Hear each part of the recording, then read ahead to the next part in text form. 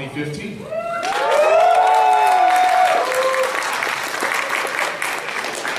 Thank you all for coming out this morning. We're looking forward to a very fun and exciting weekend, and welcome. First of all, I'd like to start off, introduce my fellow directors. On my left, Scott Rux. He's our Associate Director of Exhibits. On my right is Brandon Frederick. He's Director of Publications.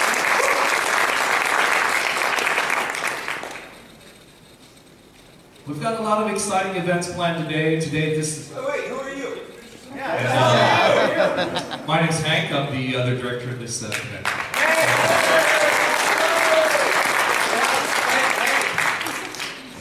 All right, we've got a lot of exciting events today. This room you're in is Events 1, so there's going to be major guest panels in here. There will also be a lot of guest panels on the other side of the hall in Events 2. There will also be the Masquerade here this evening. And we're also going to have a concert featuring, video game concert featuring Hideo. That'll be at 3 o'clock today. Most of our events are on this side of the room, so as you head down the corridor, you'll see all our other event rooms. And if you keep going back to where the pool is, that is our gaming pavilion, so that is a little different from last year. All our gaming stuff is there this year. And we've got console gaming, arcade gaming, PC gaming, and we also have retro gaming. And just to note, all arcade games are free play, so just game on.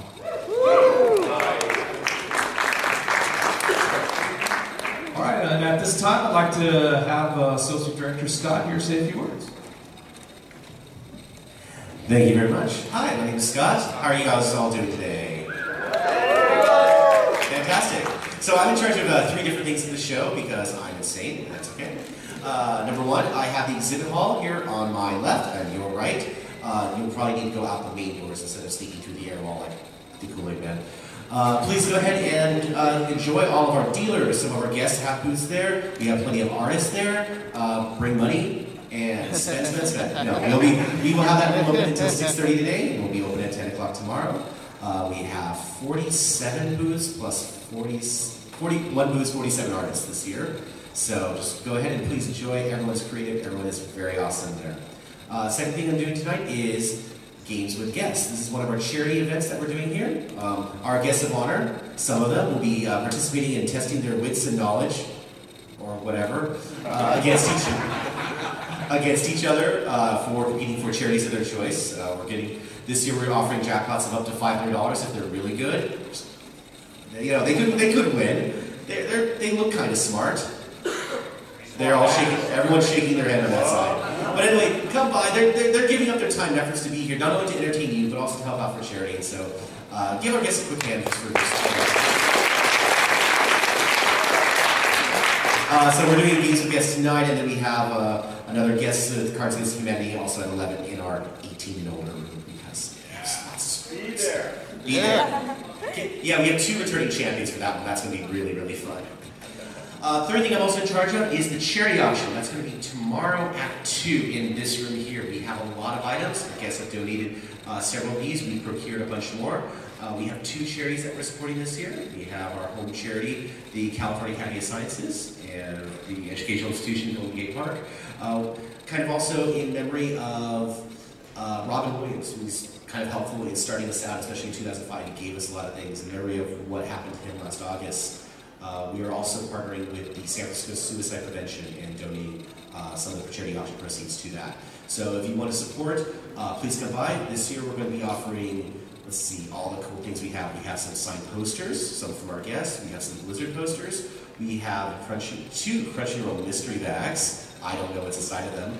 We have amiibos, some of them are rare, and a couple of other mystery items. So just come by. You can see some of our displays in the main exhibit hall tomorrow at 2 o'clock. Come by, bid, and we'll be happy to have you here. Thanks a lot. Back to you, Nick. Thank you, Scott. I'm going to go ahead and dash back up to the exhibit hall to make sure everything is not on fire. So I'll see you all there.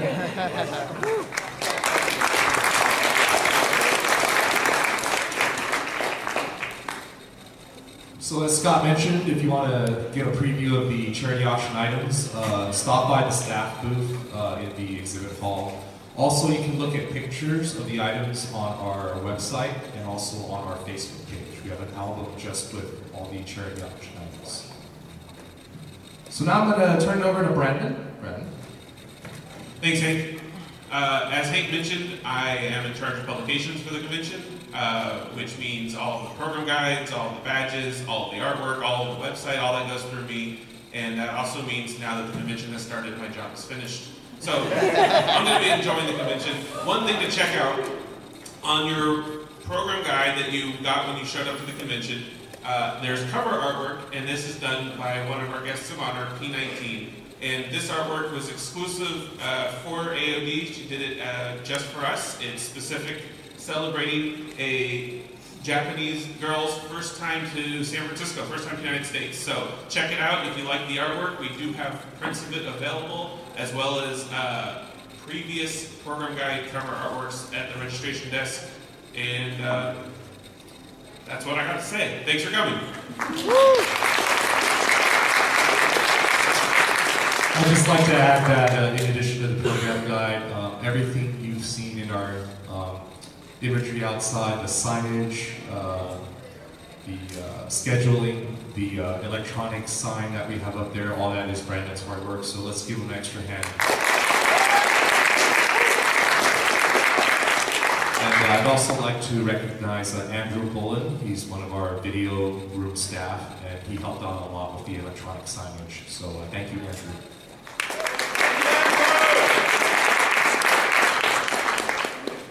All right, so now let's get to the introduction of our guest of honor.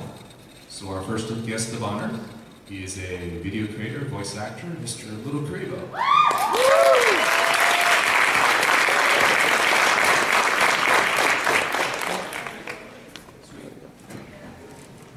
Hello. I'm Little Karibo. I don't have very much to do with animation, but I'm very much on display this weekend. So please come to my 18+ panel is what I'm saying. I have 3 panels this weekend. I have one at noon today, which is my Little Karibo Unbridged Q&A, where I'll be showing a preview of my new episode. I have my 18+, which I mentioned just a minute ago, at 10 o'clock tonight, where I'm showing something related to Five Nights at Freddy's, if any of you like that. And then tomorrow I have my voice duels panel where I basically get you all up on stage and do silly voices with you and you can win prizes, so please come. Oh, that'd be awesome. So thank you so much for coming to Animation on Display.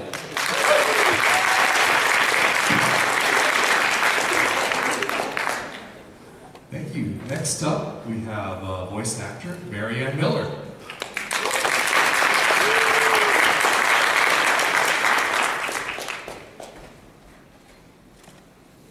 Hello everyone, I am a voice actor. I like to pitch my career as, you know that really popular thing, I'm that part that no one cares about, you know? Like, how many of you are familiar with Dragon Age? Yeah? I wasn't in that. I was in an officially commissioned machinima through BioWare. And yeah, also Sword Art. I'm in Sword Art in the half of the show that no one watches. Yeah, I play Recon in that. But yeah, so I'm doing a panel tomorrow on voiceover, on voice acting.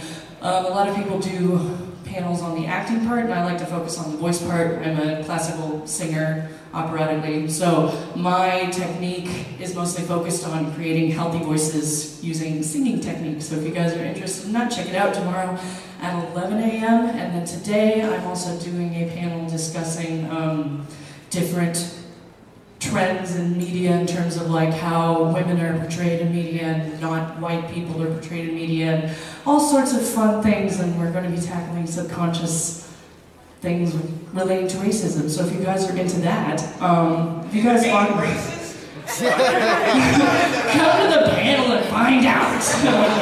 But yeah, if you guys want to talk about that, let's talk. So that's at 1 p.m. today, and I'll shut up now. So thank you.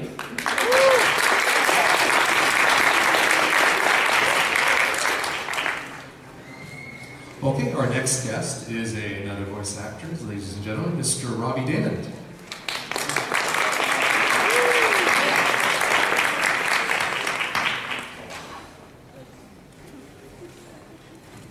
Hi everyone, I'm the new voice of Tuxedo Mask and Sailor Moon. If you're a Final Fantasy fan, I'm in Final Fantasy. And I also have a couple of shows on Nickelodeon and do some traditional animation stuff, so if you like stuff like Disney or The Hub or Transformers or traditional animation, if you have any interest in that, right after this at 11, I'm going to be doing just a straight voice actor studio panel. So what it's like living in LA and working full-time as a voice actor, and that's right after this at 11 in this room, and then John and I have autographs at 2, right? So we'll be there together, holding hands, smiling. Scratch your eyes out. I'm sorry. And then tomorrow I'm doing a full Sailor Moon panel in the morning. And I'll answer all of your Sailor Moon questions that I can. So hope to see you there, guys. Have fun today. Bye-bye.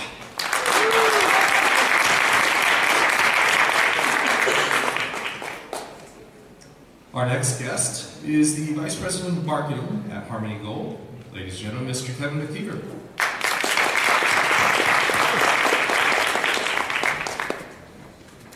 Hello there, AOD. It's great to be back. My name is Kevin McKeever. I'm Vice President of Marketing for the Robotech franchise. First, I'd like to thank the entire AOD staff for inviting me and putting on this wonderful show.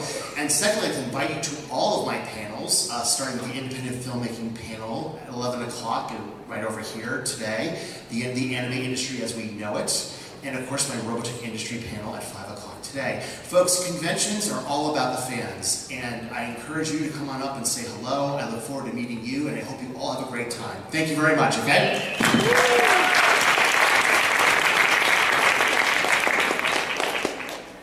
Thank you.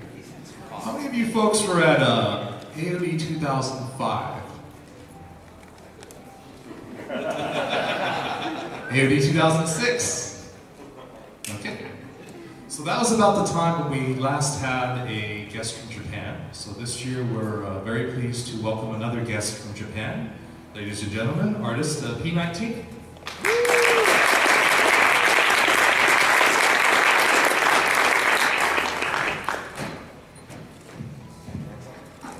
Nice to meet you.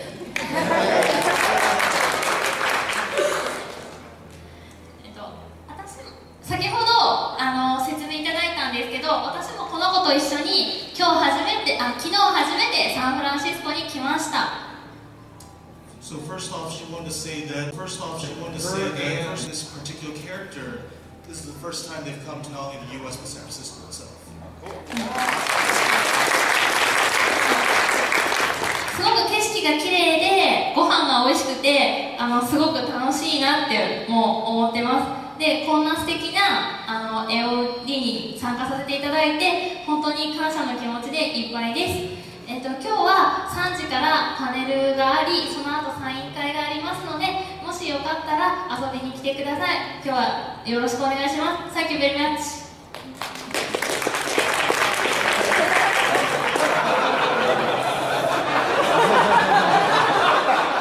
So in English. So she was saying that, the scenery in San Francisco is very lovely, the food is wonderful as well, and that she is really thankful that she was invited to AOD this year. She also wanted to let everybody know that she does have a panel at 3 p.m. in Live Events 2. And she also has an autograph signing at 4 p.m. in the exhibit hall, and also at 2 p.m. on Sunday, so definitely please stop on by. Thank you very much. Don't cross the streets.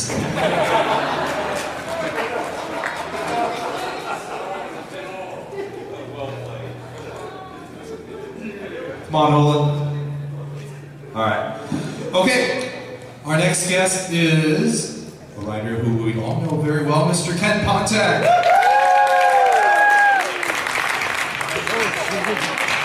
Merry Christmas! Swag!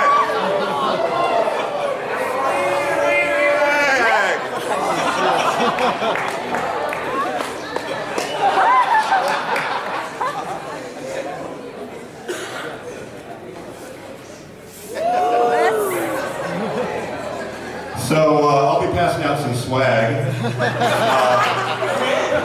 I don't know, eventually. Actually, one of the things I'm going to be doing is salting Happy Tree Friends DVDs throughout this entire convention. The observant attendee might notice that there is one next to them on a chair here. Actually, there's two in here. Those two belong to whoever, to you, and to you. Yes, those are yours to keep, and I'll autograph them later if you'd like. I'm happy to sign anything.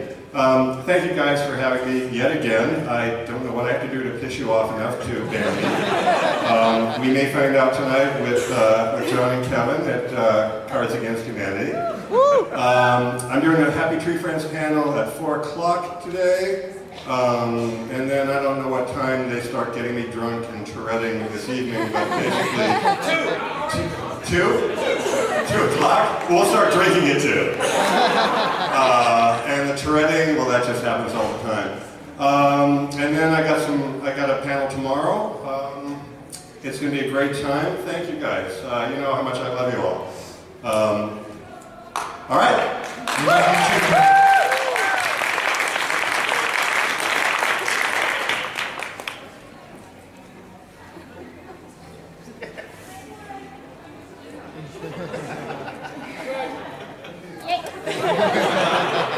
Some of these have swag inside of them, but at least they're all tote bags.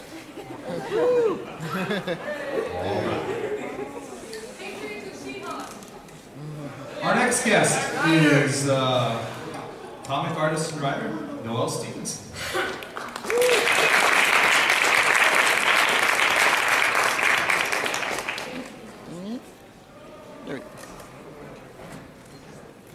Yeah, I did not get the suit made out of Santa heads memo, but next year I will. Dollar Tree, hot glue. Hot tips. My name is Noelle Stevenson. I am the author and artist of the webcomic Limona. I write the comic Lumberjanes, and I write on Kramer Kraken's Wanderer Beyonder on Disney XD. It's pretty cool. I have a couple panels today. At 1, I'm on the Women in Media panel, so come to that. And I'm doing a panel on writing and creating comics at 2. And then tomorrow I have 2 panels too. I'm doing, what am I doing tomorrow? doing something. I have a sketch fest. I'm sketching. So you can come watch me and like suggest terrible things for me to draw. So it's fun. And doing, writing and animation, because I do that. So yeah, come and see me. It'll be fun.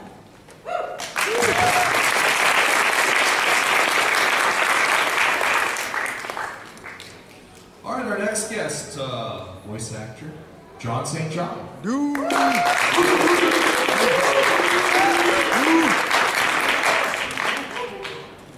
Well, thank you for having me, AOD. I'm a virgin. This is my first time here. Last time I was in San Francisco was for the Game Developers Conference, which turned out to be just a great big party. And I think I'm best known for partying. I am the king of a couple of other conventions because I rarely lose at Cards Against Humanity because I'm that perverted and twisted. So I cheat. I have a special space here in my sleeve for cards, so watch for those to pop out. I've done so many video games and characters over the years. I hope that you'll come to my panel tomorrow at 2. I know it's up against the charity auction. So maybe you'll come over to the charity auction, drop some money, and then ditch it and come over to my panel.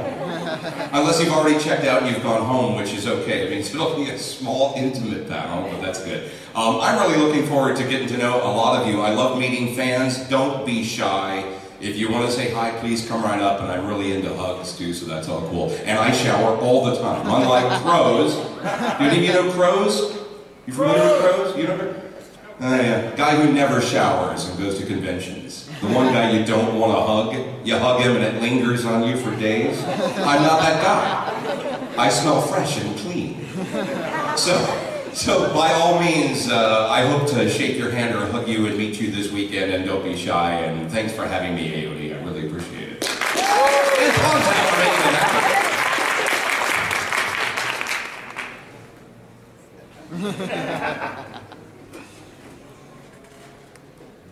Okay. Our next guest, we just wanted to recognize. She could not actually. She actually had to change her plans. She received some work in England, so she could not make it over. But we had Christina B as a guest of honor, so she could not make it. So let's give her a round of applause.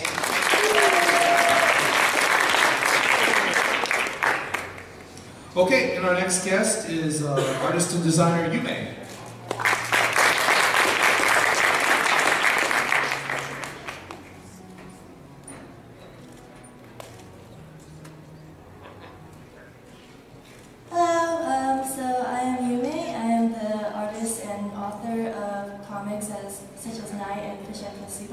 I'm also the designer for the Axum or Cat Ear headphones.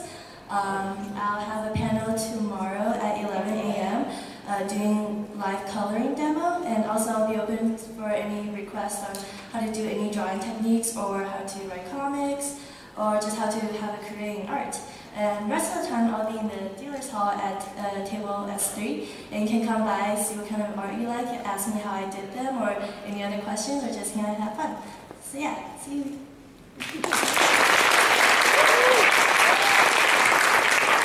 Let's give a round of applause to all of our guests of honor.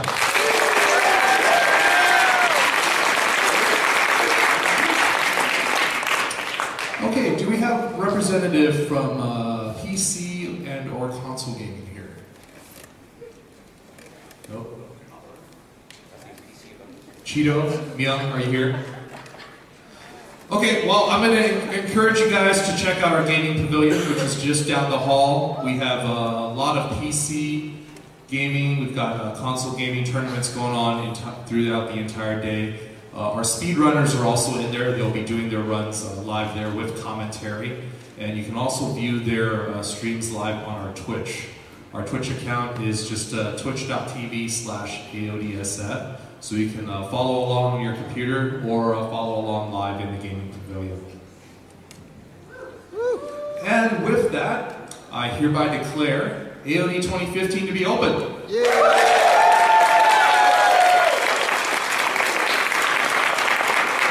So our exhibit hall should be opening up now, and our events will be starting up at 11 o'clock, but I have one more thing.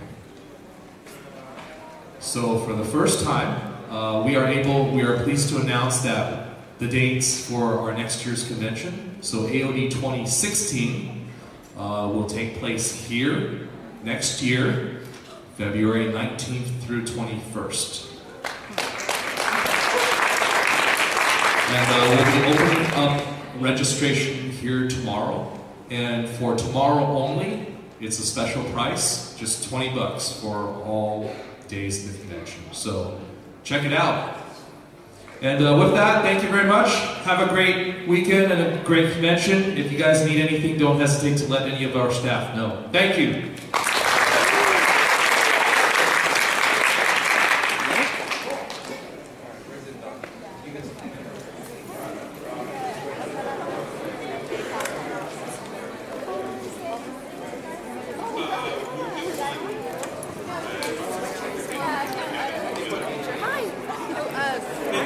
Can you take a picture of you? Sure. It's really cool. Sorry.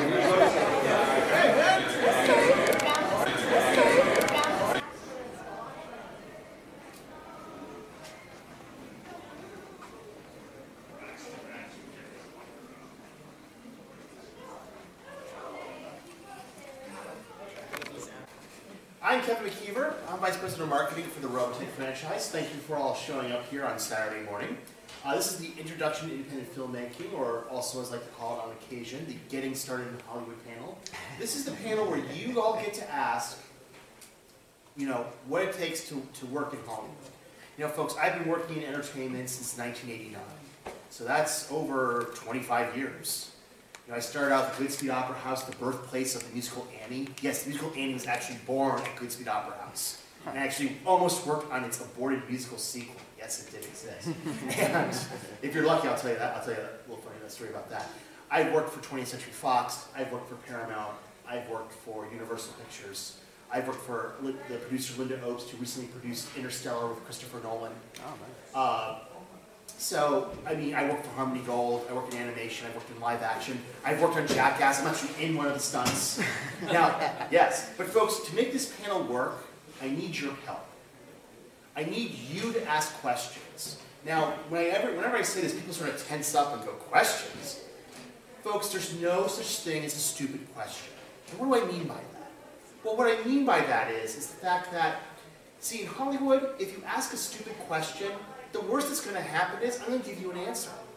But if you make a stupid mistake, it can cost millions of dollars, and that's not good for you folks. When I was at Goodspeed, in the birthplace of Annie, they told me the first thing they drilled into me, they said, Kevin, it is far better to ask a stupid question than it is to make a stupid mistake. Because as I said, making a stupid mistake can cost a lot of money.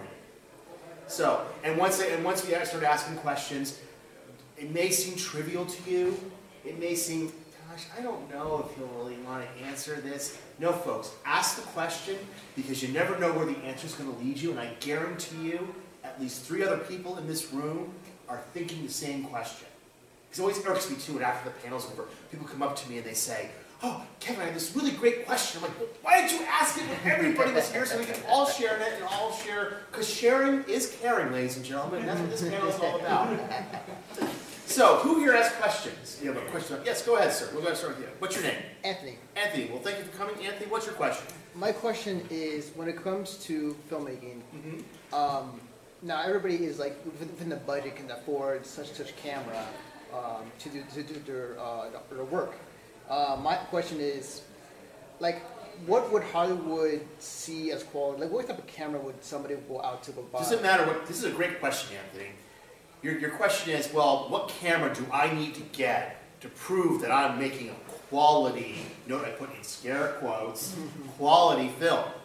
It doesn't matter what camera you use. You can use that camera right there, right now. It matters how good it looks. I could hand you the best camera Hollywood could create, right? But guess what? Just because you have a great camera, if the person using it doesn't know how to light a scene, or focus the image, or make sure that the scene is composed correctly. I mean, let's face it, if you're giving an important monologue and your head's cut off because you're out of the frame, well, no one's really going to pay attention to you now, are they? Right? But you take this camera right here, I could take that camera and get a good-looking Hollywood film out of it if I light it correctly and compose the shots correctly.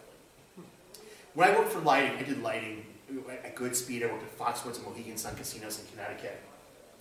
I was amazed that even though we had this $1 million lighting system, $1 million, we had lighting designers come in, and some of them were really good, and yet we have another designer come in, even with the same $1 million system, he sucked donkey.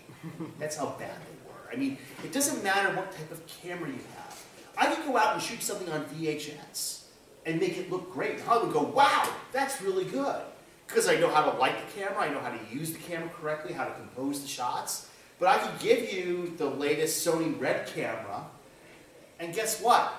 If you don't know how to light it or compose the shots, it's going to look awful. So don't let technology hit you. You can make a good film with that camera. It's just a question of how you use the equipment. How good is your story? How good are your actors? See? Don't let budgetary, oh gosh, I have no money. Well, you know what, folks? I can make Titanic for 50 bucks. See, wait, you can't make Titanic for 50 bucks. Oh, yes, I can. I go down to 7-Eleven, I go to Toys R Us, and I buy a little toy boat. I fill my bathtub full of water, go down to 7-Eleven, buy a $2 bag of ice, grab my cell phone, start filming it, put the boat in the water, crashes into the ice, boat sinks, Titanic for 50 bucks in my bathtub. There we go. Now, it doesn't look like James Cameron's film, but I mean, I made Titanic for 50 bucks. See my point? Yeah.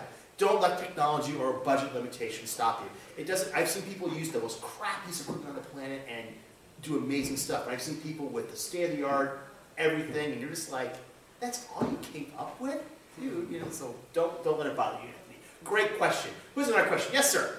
I plan on doing filming in a foreign country. Which country? Which country? Japan. And I want to do it in a non-narrative documentary style, similar to Kanaskatsi or Baraka. Do you have any, what's the word, like advice on how to do model release or property release? Well, okay. I'm gonna, not knowing what you want to do specifically with your film, from a distributor point of view, trying to get your film distributed, let's forget about release for a second. You want to get your film picked up by a distributor. That's what you want, because they'll go out and release it for you. I know you want to do a non-narrative documentary, but I would focus on always telling a story. Yes.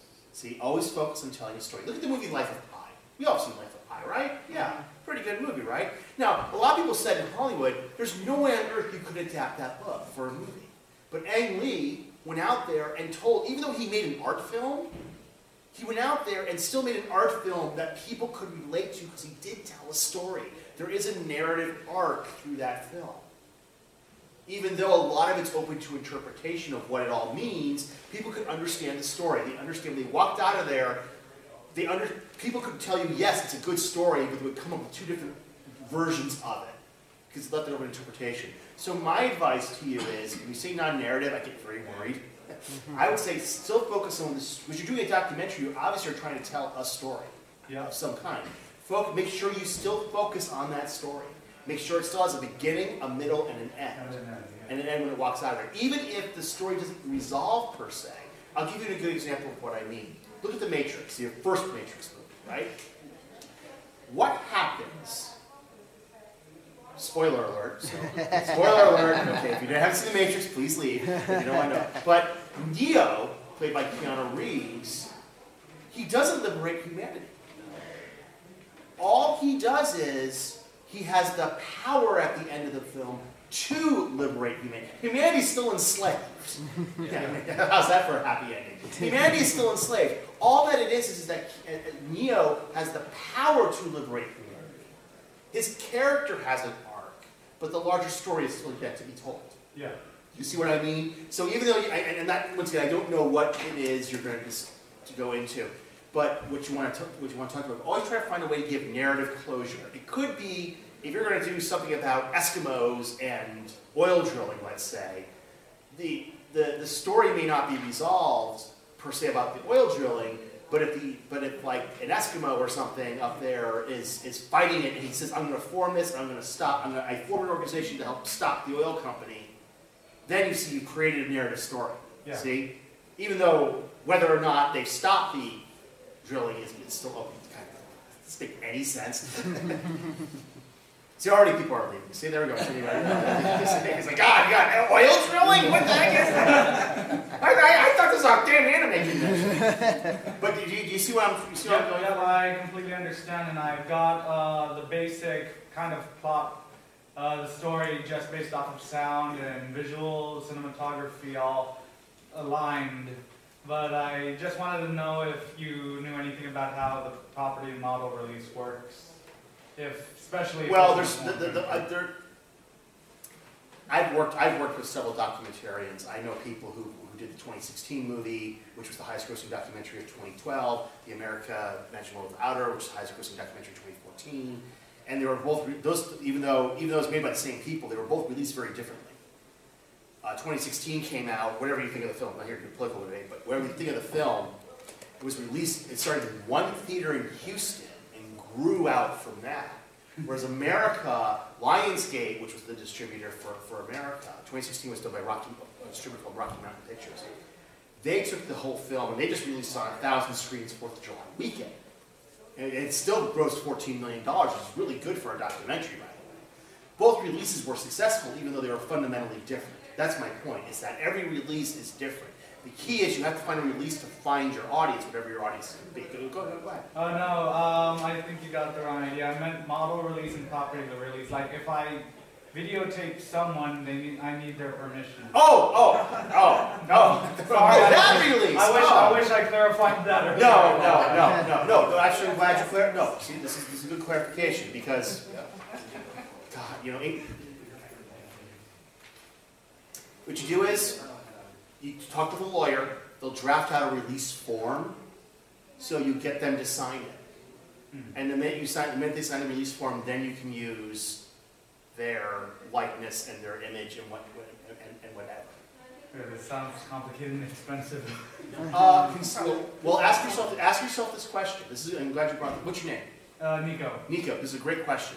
Ask yourself this question. A lawyer might cost you $1,000 to draft up a proper legal release form for people to sign. All right, $1,000, that's a lot of money. But let's say you go off and you shoot your film. Your film goes off and grosses $5 million, and those people who you didn't get release forms from that were correct turn around and sue you for $5 million. Yeah. Which would you rather pay? See, no, because we're touching on something here. Yeah. Is that you don't want to spend dollars to save pennies. Yeah. See, if you say, I'll just shoot them and who cares? Because I'll save some money that way. Well, you could end up spending dollars to save those pennies. You don't want to do that. Yeah. So work down with the lawyer, and it won't cost you all that much. But they'll draft you up a release form, and they'll be able to sign it. Because you're shooting this in Japan. You mentioned Japan, right? Yeah, I'm gonna be doing. I'm hoping to do property such as the JR, which is like railroad, right? And that's private, and I gotta get permission from them. Then I don't know how to go up to someone that's like, this looks like a cool shot, and I have your permission. Well, you have to email them. Yeah. And I'll tell you why. Particularly working with railroads, there was the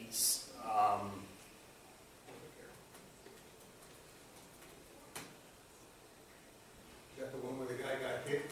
No, the girl got hit. Yeah. No, someone was shooting video and the guy was running on the way and got hit by the train. This is actually, there was something, there was something like that. This is why I'm glad you brought this up. This is the safety portion. I'm really glad you brought this up, Nico, because we're going to talk about this. Yeah. You know, when you shoot with railroads, and you would think, but believe it or not, 2 people have already died in the past 12 months over this. When you shoot with railroads, this girl, Sarah Jones, this is Sarah Jones right here. Sarah Jones is a camera operator. They were shooting a biopic called Midnight Rider. And they were shooting on this train trestle right here. Oh, on the rail? On the rail. Oh, wait, no, listen. No, trust me. Listen to what I'm telling you. Just trust me, this is important.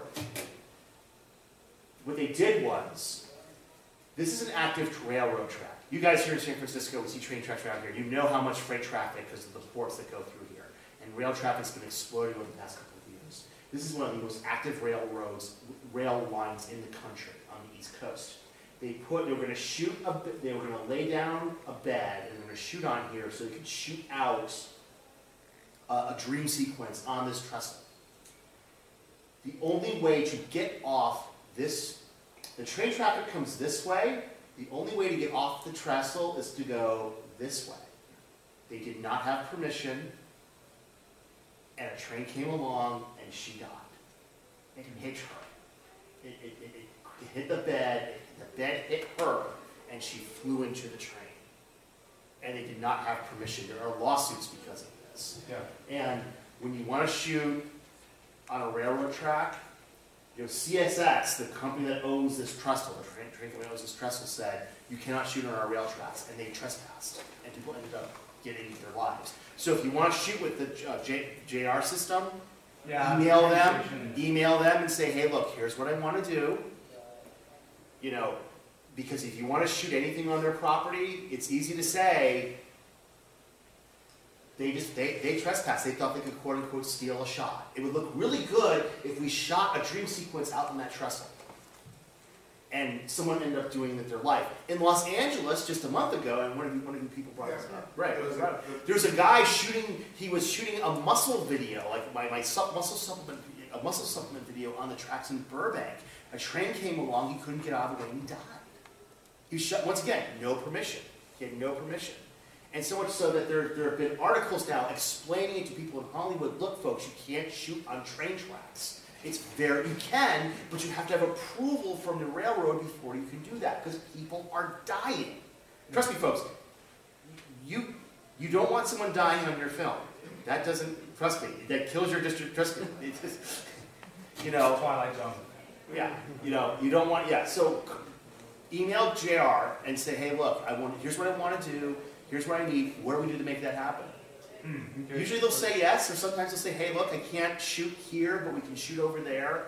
And CSX, just so you know, they told us that you can't shoot on this bridge, but there are other railroads that will let you shoot on their property, here's their number, but they said, the director said, no, I want to shoot on that bridge.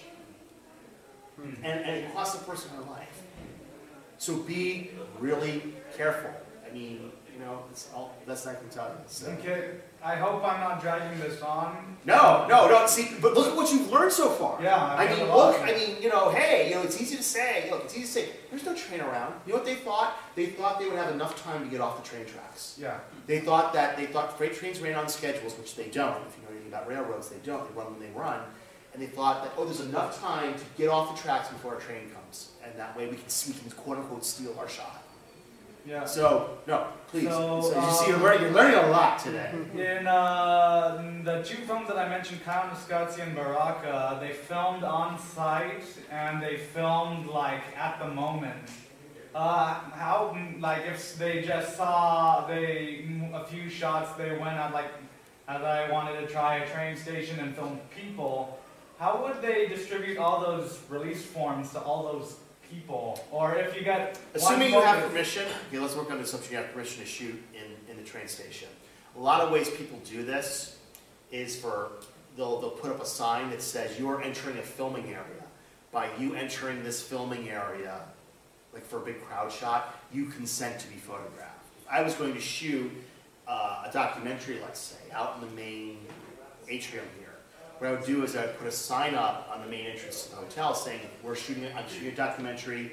By you entering these premises, you consent to be photographed in a great group shot. If I want to sit down and talk with you personally, then I get a separate release form for that. Oh, okay. See? So like if like just a small group of 3 people or just one person, we ask if we have permission. Right, you get their signature on the release form. But if you want to do a wide crowd shot, what you do is, you know, you want to show a whole bunch of people getting on the train, let's say, and then getting off, right? Just for stock footage. Yeah. You know, but that you would have just signs there that state, yes, you consent to be photographed. There you go. Home Alone 2, when they shot back in 1992, when they shot in Chicago's O'Hare Airport, that's what they did. The American Airlines terminal, there were big signs up there that saying, we're shooting Home Alone 2. If you go beyond this point, you consent to be photographed. So, once again, get a lawyer. Get a lawyer to make sure, and get permission if you're going to shoot anywhere near or on train tracks. Yep, that's my intention. I just have a few questions about and Nico, I'm glad you asked those questions, because as you can see, those people thought they could steal their shot and end up costing somebody's life. So sometimes it's good to learn from other mistakes. It's good to ask questions. That's the point. It's good to ask questions. Nobody asked the questions, hey, do we have permission to shoot on these railroad tracks? Had someone asked that question, I think that it could turn out differently. Great questions, Nico. I'm glad you asked them. Who has another question? Yes, the beautiful pink ears. I love them by the way. They're awesome. So my brother-in-law has lived in LA for about 10-15 years trying to be a director. Hasn't so far going to go back to school. If he probably has his pick of the litter, where if you saw, looking for assistant director or something, is there a school that he can choose to help him out? Why does he want to go to school? He's thinking that doing business would... To be a director? Yeah. But he's worked in Hollywood as a director, like, as an assistant? Okay. I'm going to work the question around a bit, because you're touching on something. I think this can answer give you the only answer I'm going to give you a lot better. A lot of people ask me, Kevin, should I go to film school? What's a good film school for me to go to? And I ask you this question, why are you going to take on $100,000 worth of debt for a piece of paper?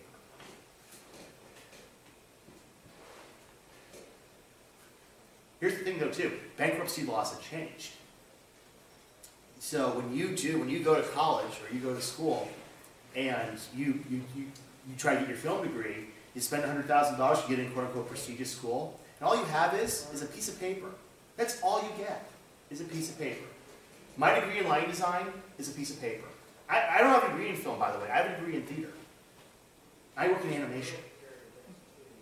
So you're going to spend all this money, and what do you get out of it? All you get is a truckload of debt, of which you cannot charge off. The bankruptcy laws have fundamentally changed. You have to pay the debt for college loans now. So is it worth it to get a degree? I can show you NYU Film School graduates who should not be allowed anywhere near Hollywood. I can show you people who I can show you people who do not have college degrees who show up to work on time, fed, focused, ready to go, and those are people I want to work with. Hollywood is built around relationships. So then, is there more recommendations you can give to get that? Part of the problem is he's fighting something that's hurt a lot of people. It's called runaway production. Productions, film and television shows being shot in Los Angeles have fundamentally declined in the past 15 years. I arrived in Los Angeles in 1998, and people were starting to shoot up in Canada because of the production tax credits. It's very difficult to find a film or television shoot in Los Angeles now. The amount of work in Los Angeles has declined. People are shooting in Eastern Europe, they're shooting in Canada, they're shooting in New Mexico, they're shooting in Georgia, they're shooting in France. The Hunger Games is shot in Georgia and France. It wasn't shot in LA. Yeah, I mean, see, but for your brother-in-law, he's not working because they're going to hire local people. Why should I fly? Unless the director really wants a person there, they're going to hire local people because it saves money. See, that's what your brother-in-law is fighting, sadly. He's not alone. A lot of productive people have lost their jobs and have left the industry because of runaway production. So my advice would be to him, such as it is, it's like, don't waste your time on being, unless he's going to get a degree in something else, like business administration and Hollywood, even there, I would question. I mean, I would be of the opinion that, just, do you want to be in this? Do you want to be, what do you want to do in the industry? Because a lot of production is leaving Hollywood. A lot of people have lost their jobs, not because of incompetence, just because there's no work. There's just no work. Your brother's not alone. He's not. There are people who have worked on major studio films who haven't worked in years. because of the decline in production in Los Angeles. The film industry is separated into two distinct industries in Los Angeles. The decisions are made in Los Angeles. Financing, script writing, a distribution deal is done in Los Angeles. But the actual film or television shows are often shot outside of Los Angeles. That's the weird thing. Truckload of free student film work, very little paid work. I wish I can tell your brother, I wish I had better news for him, but he's not. The only thing he tells us he's not alone.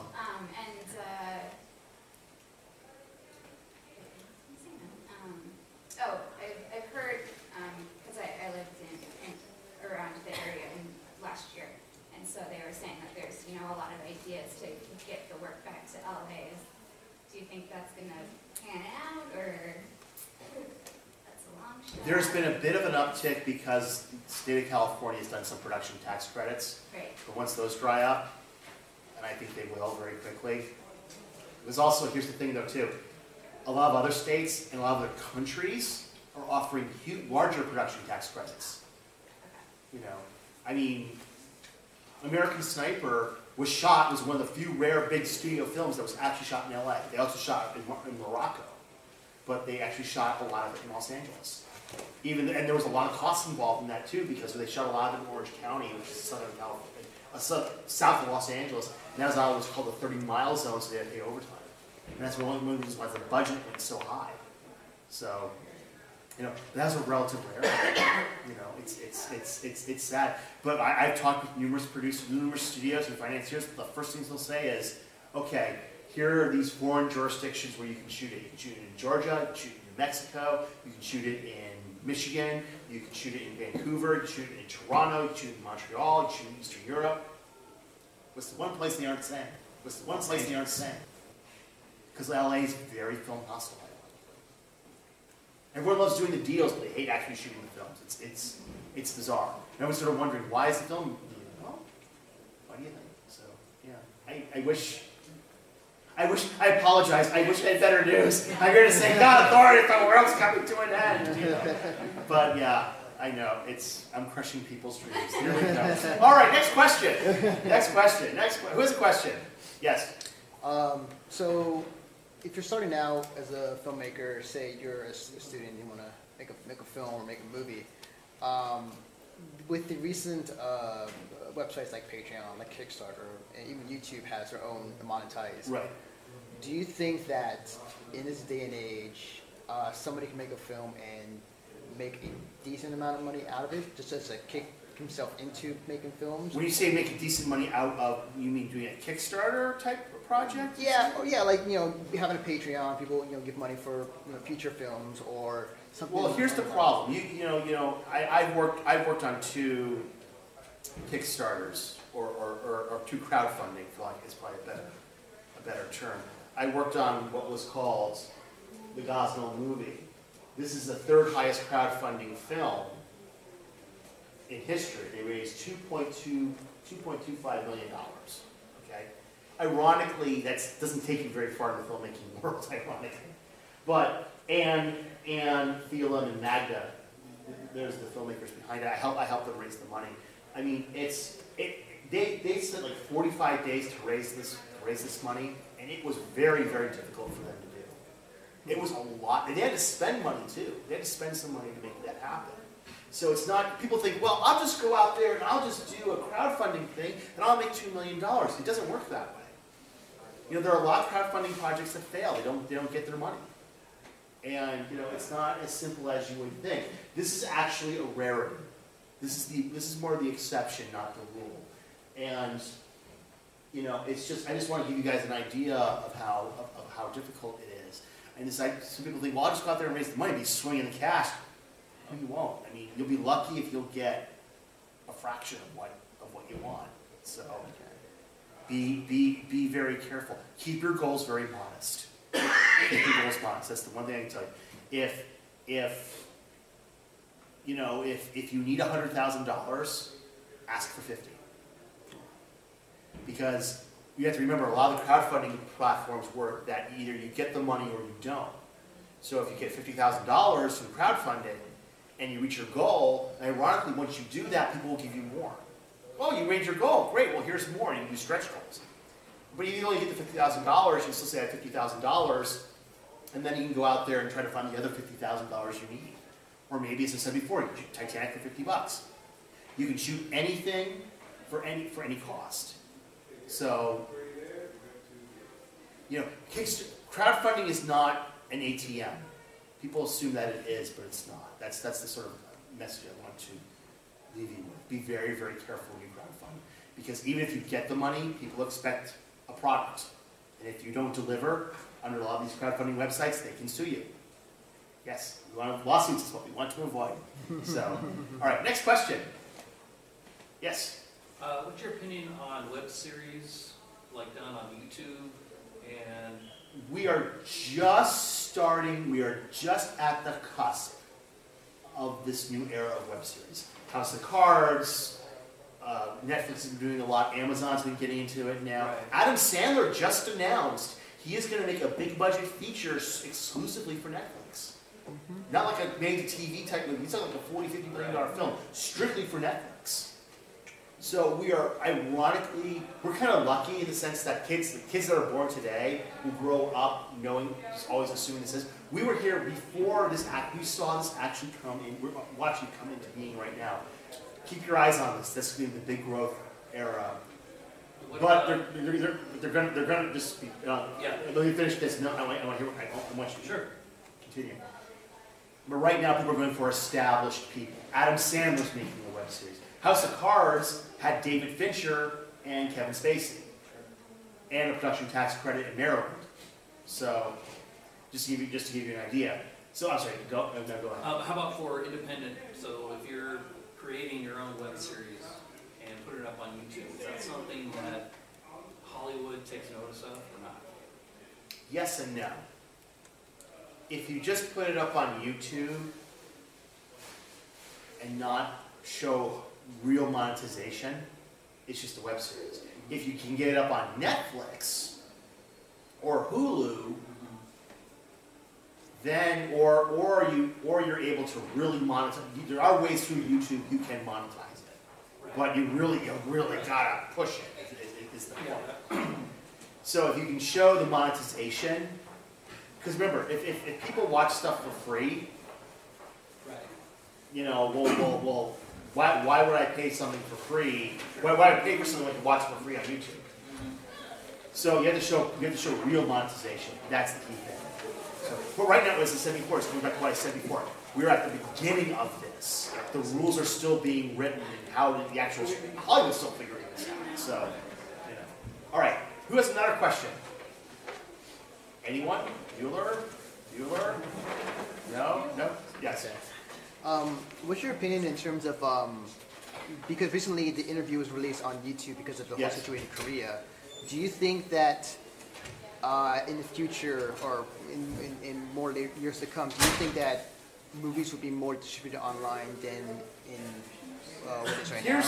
I'm glad you brought up the interview, because the interview, just so you know, let me set the stage so everybody knows what we're talking about.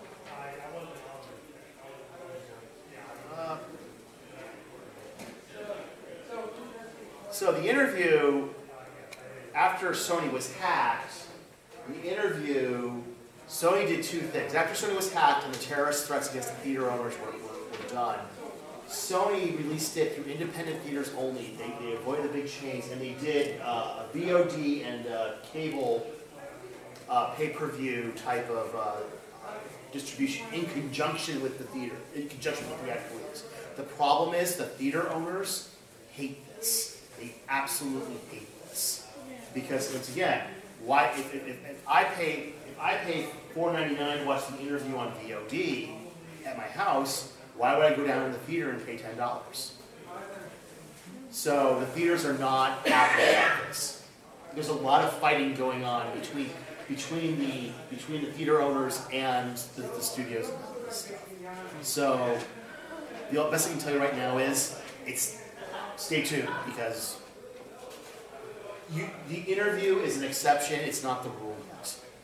How this will all shake out, nobody knows quite sure yet. Hollywood doesn't know yet. What's your opinion on it, though? what's my opinion on this? Well, I have an opinion of that people should see. You have to remember, the interview is a unique example.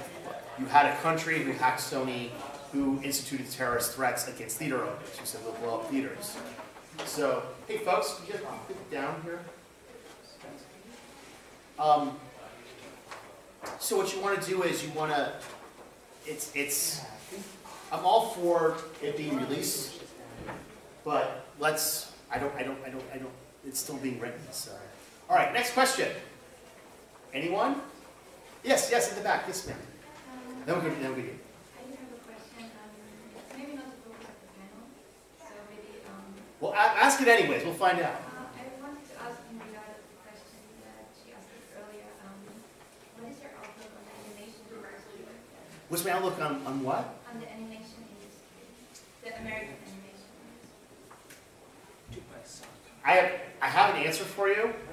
It's that we at 3 o'clock, the end of the anime industry as we know it panel. Come to, I have a whole, that's a whole other panel. Trust me, folks. Come to my panel then, and you'll see I talk about the American animation industry, but also what's happening in the Japanese anime industry, and what's happening in Hollywood with the decline of DVD sales as well. And it all ties together. Trust me, you'll see. I'll just say this, it starts in the late 1970s. It's why it's a whole other panel. 3 o'clock, and the anime industry as you know it. Trust me, folks, you'll see why. It's a whole other panel. Yes, ma'am, you had your question. Mine was just an extension of what you've been talking about before. And do you really think that that was totally legit? I think it was just a brilliant PR stunt. No, that is not a PR stunt. I can tell you right now, it is not a PR stunt. And you have to remember, for a PR stunt, if you're the PR person, the FBI will arrest you and you will be charged with making a terrorist threat. And they will view you like you were a Boston bomber. So, as a PR stunt... I don't know though, because they got the president on there endorsing people to go see this movie, basically. Well, but it's not, trust me, this is not a PR stunt. The theater owners were legitimately worried about this. Their lawyers came to them and said, look, because of what happened with the Batman shooting, the Batman shooting, you are liable if you run this film. If something happens, if some guy comes in there with a firecracker, just a firecracker, and lights it, and goes off, and people panic, and someone has a heart attack and dies, you, the theater owner, are liable because you knew there was this threat, and you did not protect your audience. Kurt Schlichter, who's a lawyer in Los Angeles, did a whole column in townhall.com about this. He said, do not complain about the theaters about doing this. They have to do this. They are legally liable. This is, I understand a lot of people are saying that, oh, it's just a PR stunt, or this could be just some PR stunt. Guys, I'm telling you, it's not. It just seemed pretty convenient because they got everybody talking about, I had friends on Facebook who were like, nobody's going to tell me I can't go see this movie. Go see a movie that they never in a million years would have gone to see because this is a crappy Seth Rogen, Franco movie. I mean, and from what I've heard from the people who saw it, it was pretty bad. I mean, but on some level, it seemed pretty genius to get people to go see a movie that just would have just tanked. Well, I understand what you're saying, but it's not. It's not like that. Because you have to remember, the Sony hack, you know what? A lot of innocent people are being hurt. Their personal information is being pushed out online. Well, there's talk that that was actually done by disgruntled ex-employees. But still, you have to remember, but even assume, but once again though, the person made whoever this person was, whether it's North Korea or not, I mean, the person made a terrorist threat. That goes beyond just being a disgruntled employee to a terrorist level. I mean, you're talking, if it's some PR person, I guarantee you that whoever they are and the company they work for will never work again because people will not trust it. I mean, people will sue them. The theaters will probably sue them in a civil court because of that. It just seems so wackadogish, It's wackadogish. I understand what you're saying, man. I can understand it too, because a lot of people came to me, well, Kevin, is this real? You worked in marketing. I'll tell you right now, I would never do something like that, because as our lawyers told us, I mean, if you're caught, it's over. And that's why it's not, because actually, believe it or not, Sony will probably just break even on the interview. Yeah. Whereas had they just released the film, there's enough people who like Seth Rogen comedies, they would have made a profit had that not happened. So Sony doesn't get a lot more money. That's what I was wondering at the end of all of this, did they actually make any money on it? They're probably going to break even, but even there, it's because they're doing this. The president. But I mean, it's a rarity. It's an exception. It's not the rule. So I understand what you're saying. I mean, is this a PR? I mean, a lot of people were like scared. I mean, there were a lot of theater owners who said, "I want to run the film, but I can't. I can't afford to be sued." Right. Because of what happened in Aurora, Colorado. Because that's what they found out, that the courts ruled that the theater owners can be liable. That the ruling hasn't, but they said you have to go to court and you have to defend this. And theater owners quite rightly said, Kurt Schlichter did a great column for Kurt Schlichter about this on townhall.com. He'll walk you through the actual legal issues involved, and that's why the theater owners did this. So, I understand. It's a great question, by the way, too. I'm glad you asked it. I thought it was interesting. No, it is interesting, and it's worth asking for from a marketing perspective. And I run marketing. That's what I was curious this is something we would never. What the repercussions would be if it was, in fact, just a really creative. It's not. No, that's not creative. That's stupid. That's a stupid way to market something. For us. You want my honest opinion? If you were a marketing person, you came to me with that idea, I'd punch your lights out. Well, because the movie is assassinating a current, head of state of another country. I mean, the whole movie, from the premise of it, is kind of out there anyway. So it almost seemed to kind of roll into that whole thing. Hollywood, as you've seen, Hollywood, things have a tendency to snowball. Mm-hmm. That's the thing about Hollywood, and too. so that's why I kind of wondered, because of the whole premise of the movie anyway, the PR campaign, if that had been a PR campaign, and for one. But you know what I mean? It just seemed it fed right, almost seemed like an extension of the movie, that was happening. It did, but you know what? If the more you there's the way people read, the general audience read about the Sony hack, and what people inside the industry saw it. I mean, people were scared out of their minds. I mean, Hollywood people were legitimately scared. They're like, my God, if they could penetrate Sony, and you saw the emails that were released, and I actually didn't. But a lot of people in Hollywood, because I didn't want to feed into it. But a lot of people in Hollywood were seeing, my God, our emails were released. Employees. Remember, Sony's being sued by employees because their personal information was put out. So I mean, I understand why people would think that. It's easy, but I'll tell you right now, it's not. I mean, this is going to last for years, long after the interview is forgotten. And it already is. but the repercussions are going to last for years. People are saying now, it's like, do not say anything in an email you would not be willing to say publicly, because people should know that anyway. But people should know that anyway. But still, it's becoming where things are changing. So yeah. All right, great question. Who's another question? Yes.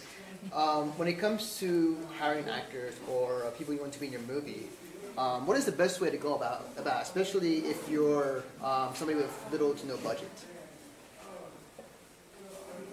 Well, for hiring actors, I mean, it depends on what actor you want. You want a big star, your script has to be really, really good. Okay, it has to be a role they really want to do. But you want to hire actors, a lot up-and-coming student actors at theater programs and whatnot, who would love to have a quote-unquote reel to use. So just contact them and say, look, let's work out something. You want a star or do you want an actor? If I was starting out, I'd find unknown actors who were working in theater, who are theater majors, and say, hey, you want to act? Great, I got a role for you. Won't pay anything, but you'll get a reel, and I'll get a role. I'll get a performance. So remember, don't let budget stop you. You can make anything for anything. Titanic for $50. Remember, 7-Eleven, $2 bag of ice, and the ship's gonna sink. So, all right. So, who has another question? Great questions, folks. We have about 15 more minutes. Anyone? Actually, we have 7 more minutes. 10 more minutes. 10 more minutes. Time is. So be grateful. 10 more minutes. Come on. Here's 12. There's 12. There's 13. Any other questions? Yes, go ahead. We'll go back to you. You first. So, I don't know anything about filmmaking. Believe it or not, no one in Hollywood knows anything about it. No, William Goldman said the best about Hollywood. Nobody knows anything. He's absolutely right. Go ahead, sir. Like anything that's a skill, right? You have to take on projects, develop, maybe learn something during one project, learn something during the next. I mean, as far as like the scoping of the projects when you're getting started, do you try to go make your full feature-length movie, or is it common for people to have maybe some type of smaller project more prevalent to cut your teeth, or is it just person to person? It's what works best for you. Sure. What works best for you. Some people, they can just jump right in and start making feature films and off they go. Other people, they just work their way up in the industry. Well, there's a lot of talk about Hollywood being quote-unquote a young industry. It's all about youth. Believe it or not, the people who run Hollywood are quite ancient. Old, yeah. I mean, yeah, ancient. They're old. I mean, you know, Rupert Murdoch is not some teenager. You know, Summer Rizzo is not a teenager. I mean, you know, a lot of people who run Hollywood are actually, you know, they're up there in age. You know, so don't. A lot of people just sort of work their way up like any other career. And I'm sure we've seen too, where people come out, they've burned really hot as really hot actors or hot directors, and then they just fade away. Because, you know, it's like they're of the moment. So it's whatever works best for you. So some people just want to start right off. I'm going to make feature films and just start right away. Other people say, no, I want to learn the system first. There's no right way to do it. Just the way that works best for you is the right way. So, great question. Okay, yep. Going back to my foreign filming, I understand some movie productions generally ask like a film commission of a foreign country, like if they could film there, but is there anything that we could do on like a indie level? Like if we get asked like... What do you mean by... Like, since I'm going to Japan, I heard that they had a film commission. Yeah, contact them. Help, but I just want to know if it's like recommended or if it's required or... I would. They can help you. Film commissions are there to help you make your film. So you should contact them immediately and say, hey, here's what I want to do. Do you know anyone over the JR rail system?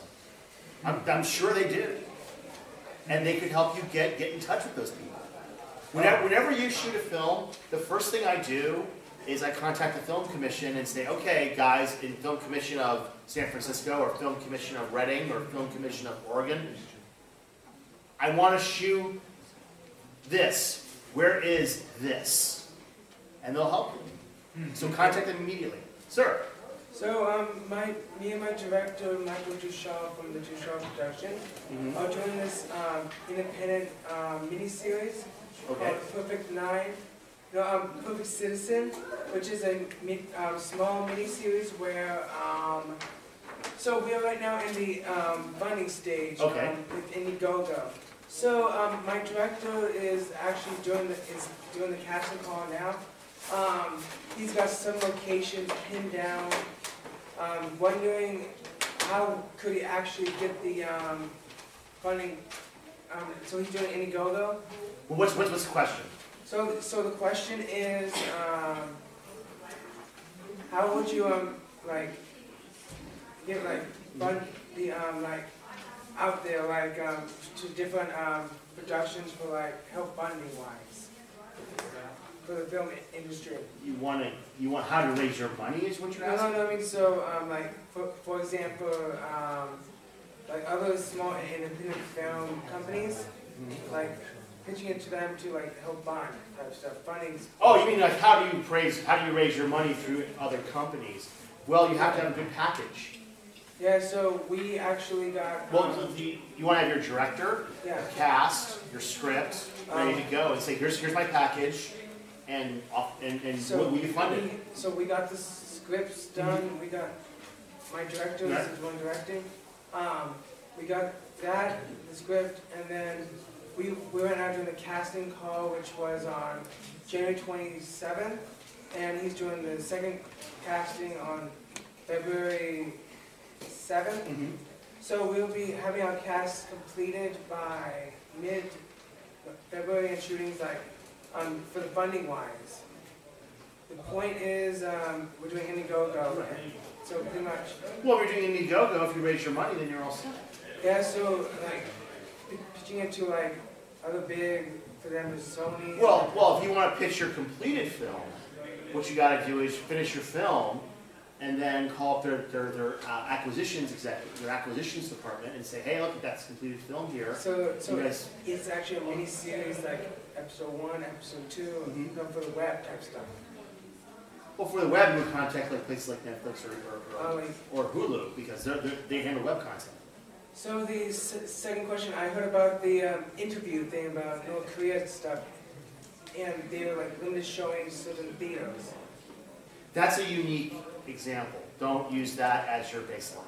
I know that is. Don't use that as your baseline. That is an interesting movie, but the whole controversy over that is kind of strange because North Korea hated it, and Sony. I don't know what to do with Sony though right now. We had a long discussion about that, and I think we already just explored that. Just don't use what they did on the interview as a baseline. That is an exception. That is not the rule. So that's the advice I give. Okay, one more question. Another question before we wrap it up? Anyone? Going once. All right, final question. You talked about you can make a film on pretty much any camera you have, but what about when it comes to sound? Is it worth investing in a good mic? It's worth investing in a microphone. One of the big problems, how many times have you seen videos? And you see the people talk, they're all talking like this. So, yeah, exactly. Why is that happening? Because you're using the little camera mic on the camera. I've seen documentaries that are actually well shot, but their sound is so awful because they didn't spend the $14 down at Radio Shack to get a microphone to mic the person they are interviewing. So, no, I said like $14 or $15 at Radio Shack. That's because a lot of these cameras have little microphone jacks in them. You just put your little clip mic on there, and there you go. And you have much better sound. See? It's only $14. So, exactly. Well, still, even those have their limits, though. You still hear the echo of the room. But if I'm mic'd right here, or if the microphone's right here, you're getting the audio off the board. Yeah, those are most ideal. So, all right, folks, it's time to wrap it up. We did another panel. Thank you very much. And time for the end of the anime industry as we know it, so I can answer this lovely lady's question.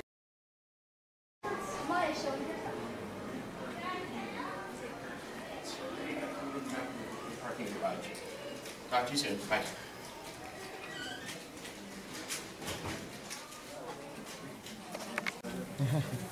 You're alright. So, hello there. Sorry for the little bit of a delay. We had some issues with the projector. Welcome to the projector menu. How anime gets made. So, as you might imagine, this is a panel about the anime production process. I'm going to talk about how anime goes from concept to execution. My particular interest is in the actual process of animating it, but I'll also talk about like funding and release and like those sorts of things that bookend the process. My name is Evan Minto. I am a number of things. I'm the editor-in-chief of AniGamers.com, which is an anime, manga, and video game blog and podcast. I also write for Talking USA magazine, and in my day job I work at Crunchyroll. That being said, any opinions that I express here don't represent Crunchyroll. Yeah, so a lot of the information in this panel is going to be taken from sources. I'll show you at the end, and I might reference them here and there. So let's get started. This is a general outline of the production process. Things can be slightly different depending on the project that you're talking about, but we generally have a planning stage where you figure out the money and the concept and what you're going to do. Then pre-production, where you flesh out that concept. You get like what the characters are going to be, what the story is going to be, but you don't actually start making the episodes of your TV show yet. Production, where you actually animate those episodes. Post-production, where you take the work of animation, compile it all together, and make a finished video out of it. And then movies, so you put it on TV, you put it on DVD. I'll be referencing these three shows on the right. Because there are three anime that actually contain pretty detailed descriptions of the production process, like a sort of meta anime. It's anime about making anime. The most notable one is Shirobako, which is currently airing on Crunchyroll, and that is a show entirely about the production process. The main character is a production assistant, and she kind of touches all different areas of the process. Animation runs Runner Kuromi is an OVA, 2 episodes long, basically the same thing, came out in 2001. And Paranoia Agent has 1 episode, episode 10, that's all about Anime Studio. So I'll have some clips from all 3 of these. So let's start at the planning phase. So the planning phase is like the money part. This is where the business people get involved. It all kind of starts with a producer, and then that producer works on funding. So here is our producer. This is the guy from Paranoia Agent. I'll have a clip with him in a little bit. I'll have these little like Japanese, like the way it's written in Japanese credits at the top of the panel here. So if you're ever looking at Japanese credits, you can kind of see it there. So the producer this is like a sort of confusing part because this can happen in a bunch of different ways, but you'll generally have a producer at some sort of company with a production department. This could be a company like Aniplex, which is a DVD distribution company, like a publisher, right? You could also have a manga publisher like Shueisha, that are people who put out Weekly Shonen Jump, and they're huge, right? So Shueisha has an anime production department, and they will have a producer there who goes, Assassination Classroom is really popular, we want to make an anime out of this. And they'll go out and try to find the funds for it and try to get together a group of people to make it. The producer will also be in charge of gathering at least the high-level creative staff at a certain point in the process. But first, before you start doing any of that, you need the money. So the way that companies do this nowadays is a little different from the way it used to happen. Well, nowadays they use something called a production committee. And what this is let's say we're talking about Aniplex, right? We have a producer at Aniplex. He's got a concept for a show, generally a very basic concept. It's like the girl in the future fights robots. It's going to be aimed at young men. It's going to air around this time slot on TV, that sort of thing. It's more about like opportunity to make money than it is about the creative content of the show.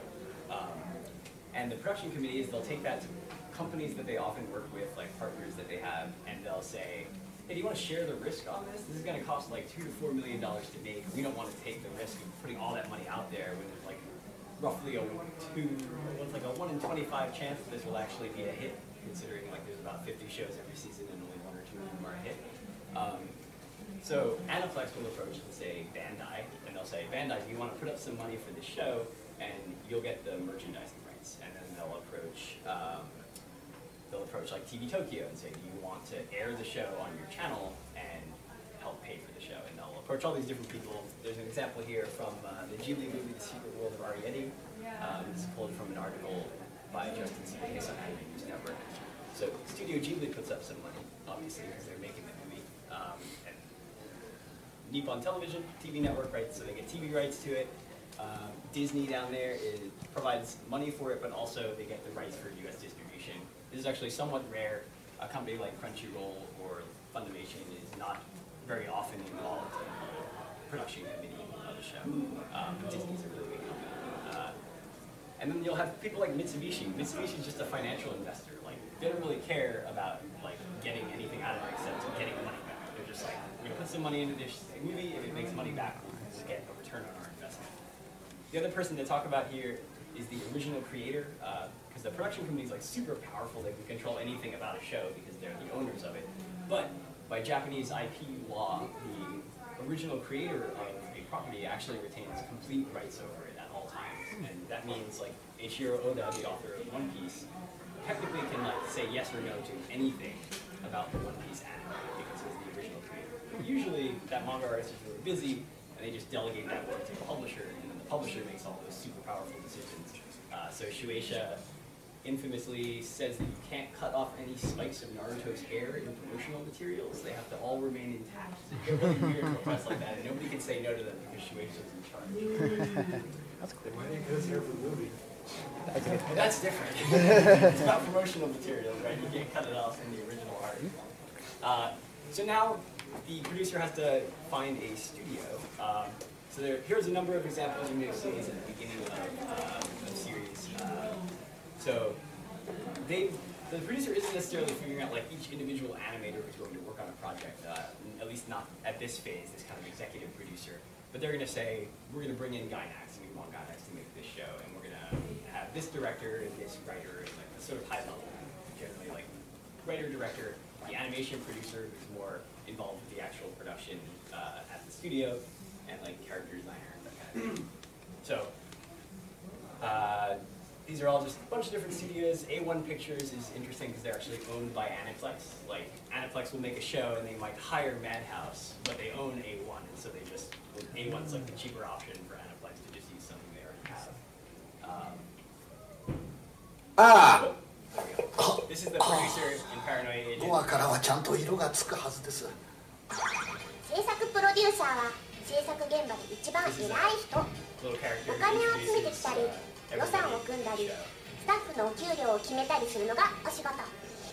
めんどくさい問題を処理する人だったりもするから、いつも絶えないみたいだよ。少しずつ持ち直してきてますんで、なんとか。So I believe in this case what they're talking about is actually the animation producer, who's a little more like kind of low to the ground. They're working directly with the director on the day-to-day scheduling of the show, as opposed to just the big monthly concerns. One thing that this animation producer will do is they'll be involved with picking the individual staff who will work on the show.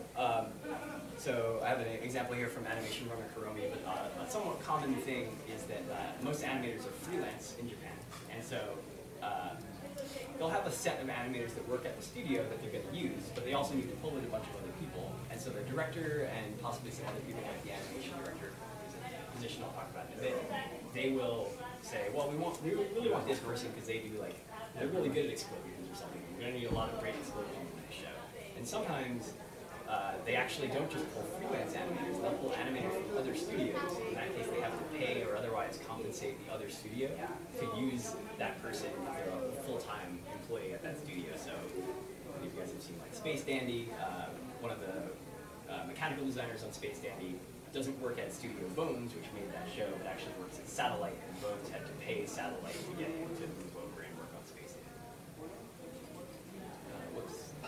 So this is an example from Animation Runner. That's the episode director. バイクのシーンだ。バイク？スタジオオークションの葉山さん。忘れてたよ。バイクのシーンだからってわざわざ葉山さんに原画頼んだんだ。だって作打ちしたの去年だぜ。ダメだ。あの人は書いてる。行きます。どこですか？She has to go all the way to the beach to pick up the keyframes from this anime. So now we're going to move to pre-production, where we have a bunch of staff involved in figuring out the look and feel of the show, figuring out like what direction it's going story-wise. We're going to start with image boards. This is art produced sometimes by the director, sometimes by the art director, and it basically is just laying out what the movie or the show kind of feels like. It'll show particular scenes, maybe like key scenes in the show. They'll generally be painted and just give you a sense for like the color scheme, the general atmosphere of it. Hayao Miyazaki tends to make a lot of like watercolor image boards for his films to show the team what it is that they're making at an early phase. And none of these are used in the actual show. You'll see which ones are.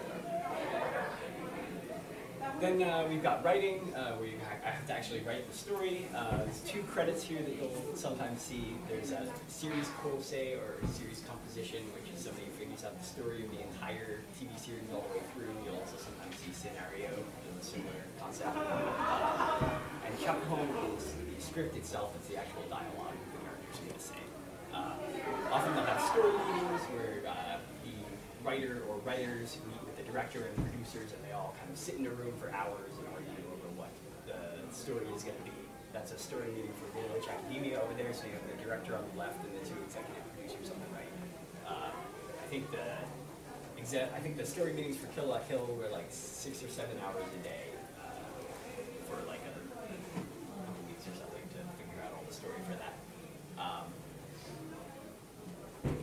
And then character design is where we have an artist who figures out what the characters are going to look like. This art doesn't appear in the show, but it's used as a guide for all of the, for both the storyboards and for the key animation, for everybody to know exactly what the characters look like.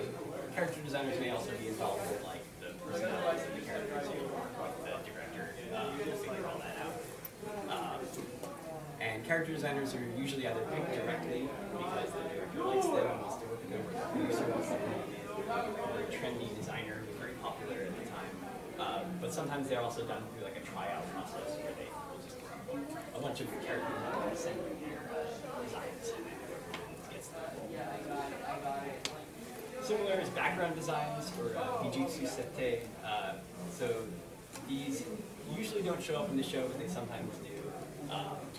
And these are line art drawn by the background art director, and they figure out and white figure out.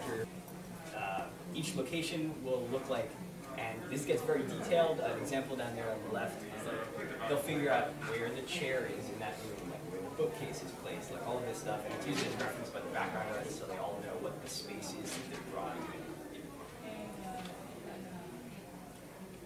And the director is kind of involved all throughout this.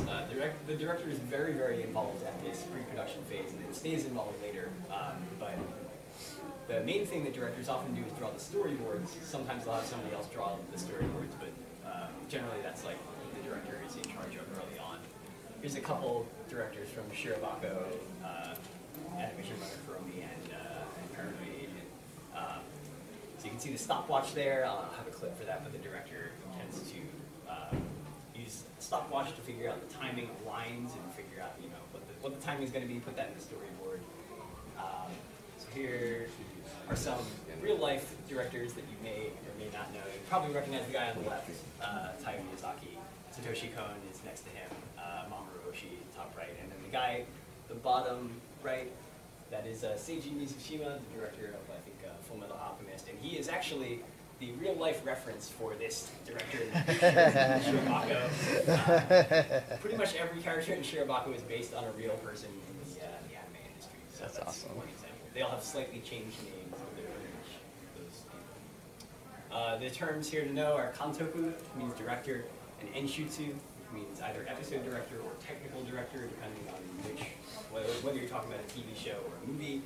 The enshutsu is kind of like just a mini director. They do a lot of the same things the director does, but they'll handle an individual episode. The convention is that the series director directs the first and last episode of the anime series, so bookend it and make sure the whole thing kind of feels cohesive. The person who's in charge of the entire project is in charge of it. Sorry for the part. So here's an episode director working on storyboards. 覚えてやるいやそんなこと絶対にさせないはずさん絵コンテにセリフの最後を入れてる中クラムちゃん怯えてますでこのコンテはタイムジャーニーズ6話だってことを付け加えておこうこれちょっとした伏 You 線だ notice よ there's always like this little imaginary character to explain things in all of these. おしっこ漏れちゃう Shirobako. おしっこ漏れちゃう Pretty much the exact same. 俺じゃねえよあやちんだっつうの But not everybody actually yells it out. 俺いまいちわかんないんだよね頭の中だけでできるやつもわからんけどね俺は頭の中だけでも大丈夫っすよ黙れよ太郎 The guy sleeping in between them is the series director, who is like the funniest character in Shirobako. So here's the storyboards, or ekonte is the term in Japanese. Storyboards are generally pretty rough sketches of what the framing for a shot is going to be, how a character is going to move, what they're going to say, what the timing is going to be. But there's a lot of variability depending on who's doing the storyboards. Reportedly, Isao Takahata, who's the other big director for Studio Ghibli, he can't draw, because not all directors can draw. And so he'll often have an animator draw the storyboards for him, and he'll sort of dictate what's supposed to be in them. But on the other hand, you have directors like Satoshi Kon, who used to be a manga artist. And so he would draw these storyboards that were super detailed and were almost as detailed as like the keyframes that ended up being in the show. And so a lot of the animators would kind of just be like, well, I'm just going to copy what the director drew in the storyboard, which is a problem because actually when he passed away, his unfinished film is like almost impossible for anybody to finish now because like without him finishing the storyboards, there's nothing to go off of. There's also something called a color script, which is more common in Western animation. This is where, rather than figure out like the framing of a shot, it's more about figuring out the mood and the color palette for every shot. And to get a sense in like a quick scanning what an episode is going to feel like. So this is actually one by an artist named Kevin Eimer, who's originally from France. So he has experience in Western animation, but he worked on ping pong. And this is like a rare case where somebody actually made a color script. Ping pong's use of color is really good, so that probably has something to do with it. So now we're kind of leaving pre-production, going into production. There's some things that kind of happen in the middle here. There's something called an animatic, which I'll show an example of one. An animatic is like generally very rough. It can combine finished animation if you're at the phase where you have finished animation, or it can just be like shots of the storyboard. But it's like you just basically pan over storyboards, or like show whatever you've got and make sure it's timed out the way that they actually show it. The reason for this is like if you're filming in live action, it's relatively cheap compared to animation, which you just film somebody doing something. But in animation, like every second that you animate, it's going to take you forever to make. And so you want to minimize the need for like deleted scenes. That's why you don't see deleted scenes in anime. They're really expensive to cut. So they figure out what they're going to cut before they finish animating. And the animation meetings are a meeting usually between the director, animation director, possibly episode director, and some other folks. And they determine who's going to animate every shot. So the director might say like, oh, I really want this person because they're good at whatever, similar to when they pick who's going to work on the show in the first place. Animators can also pick what they want to work on. So sometimes they might say like, I really want to branch out and try something new. The animator Hidenori Matsubara told a story at Otakon about how one time he drew, like he animated the scene of a girl in a shower, and then he gained a reputation for being like the anime shower scene guy. And he just kept getting assigned shots where girls were in showers. It's like, I want to draw robots, and they were like, you're doing shower scenes forever. So here's an example of an animatic. Whoa, bad artifacts. This is an animatic from episode 9 of Evangelion. This is on the Platinum Perfect Edition DVDs. Oh, sick. You can see it's super rough, but you understand the gist of it. You kind of like understand where things are cutting, what characters are going to be shown, when they're going to be speaking. There's no sound yet. This is often used as the basis for voice acting, because you have the timing down. You don't necessarily need the finished animation, though it helps. People do sometimes get in trouble for sending something this unfinished to the voice actors. They're supposed to have a little bit more.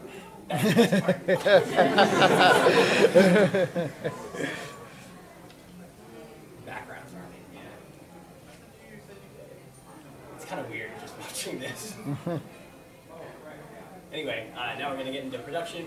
Two main segments of production that I'm going to talk about. There's animation and backgrounds. These are two examples from Nausicaa, The Valley of the Wind.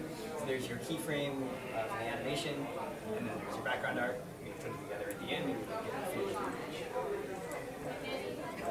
These two happen in parallel, so we'll talk about animation production first. The term for this is sakuga, which means animation, pretty much, but it's often used in, especially I think, in the international community to refer to like particularly interesting or like flamboyant animation, which is not entirely accurate. People will be like, oh yeah, I'm a sakuga fan. Like, that just means you're a fan of animation. Don't be confused if you go looking up like websites about sakuga. So that's the many phases of this. First is layout. Usually the key animator will do this. The layout kind of serves as a contract between the animator and the background artist. And it's where they, it's not necessarily going to be as detailed as the keyframes, but it's going to have where the characters are, where the background is, sort of a halfway point between the animation and the storyboard. And what this does is the animator can work off of that, and the background artist can work off of that. And when they split off and come back together, everything should line up. Without the layout, it might not line up.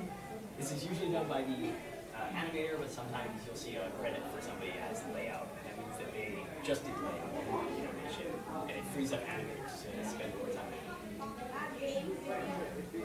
Here's where most of the action happens. This is key animation. This is all line art, usually drawn with pencils, and it's all black and white, except for some coloring that's just kind of used to indicate contrast. And the animators are the stars of the show. They're essentially the actors of animation.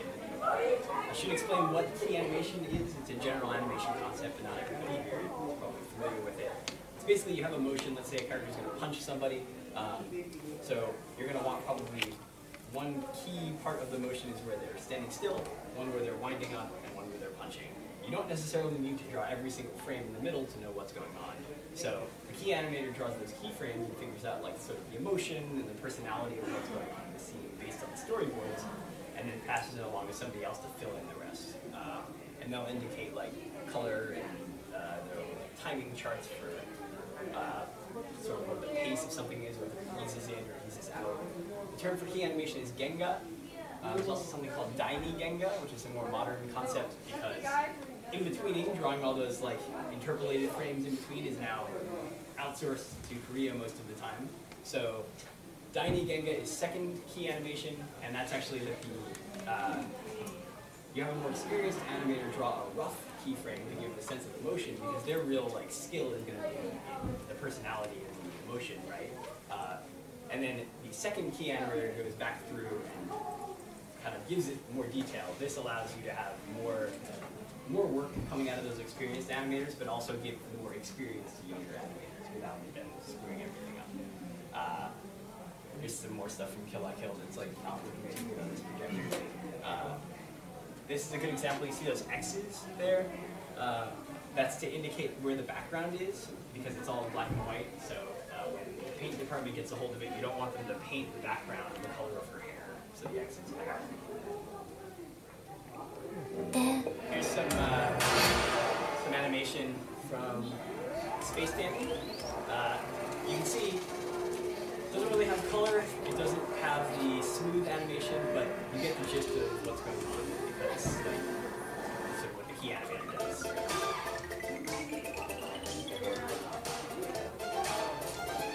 They figure out the weight shifts and things like that.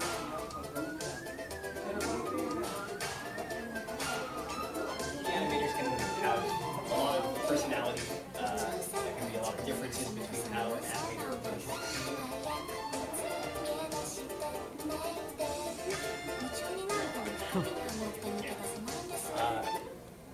So here's actually something called a Sakuga Mad.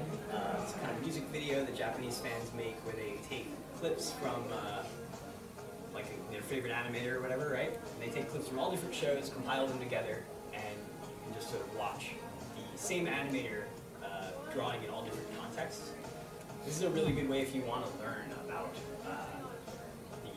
the animation techniques of Japanese animators, because it kind of separates out all the other factors that affect what you're looking at, right? Like character design, like coloring, even things like the direction, storyboarding, and framing. It's just sort of, just pay attention, just sort of what's similar about just the animation style. I actually don't remember his name. There it is. It's Hironori Tanaka. Yeah.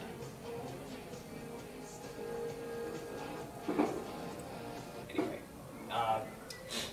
so then we've got somebody who sits on top of the animators, not literally, but you get the idea. Called an animation director, or a Sakuga Kantoku. This term's a little bit confusing. Director makes you think that they are deciding storytelling decisions, like the Kantoku, the director, does, but they're more like a supervisor, which is why it's sometimes translated as animation supervisor. They will check all of the keyframes that come in from the animators and make sure that they match the character designs and that like they look good, which can be very subjective, but making sure that they don't look really ugly and go off model or things like that. And if the animators are really bad, they will either send it back to the animator to redo it, or they'll redraw it themselves. Here's our animation director from animation writer Hiromi.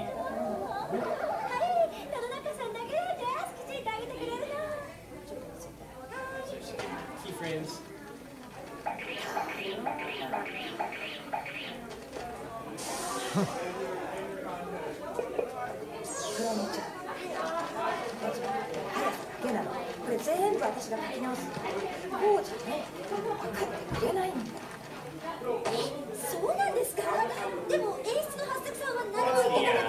Episode director also checks but apparently doesn't. 試しにこれ原画に混ぜといてね。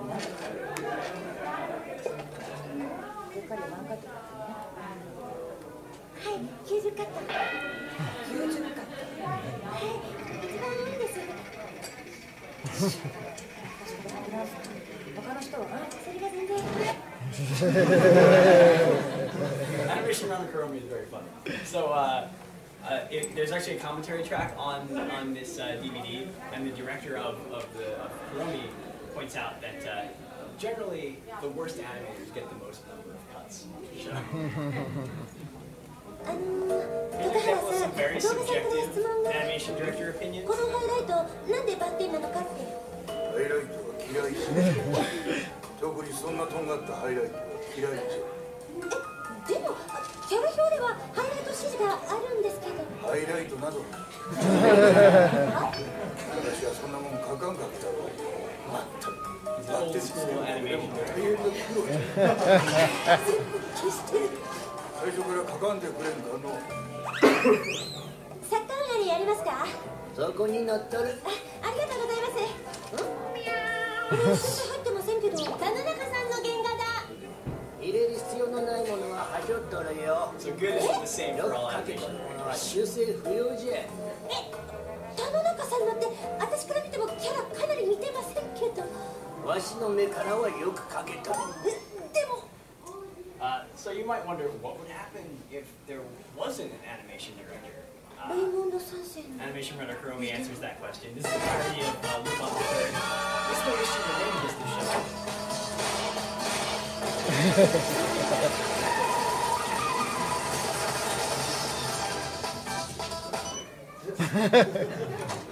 This is what it actually was.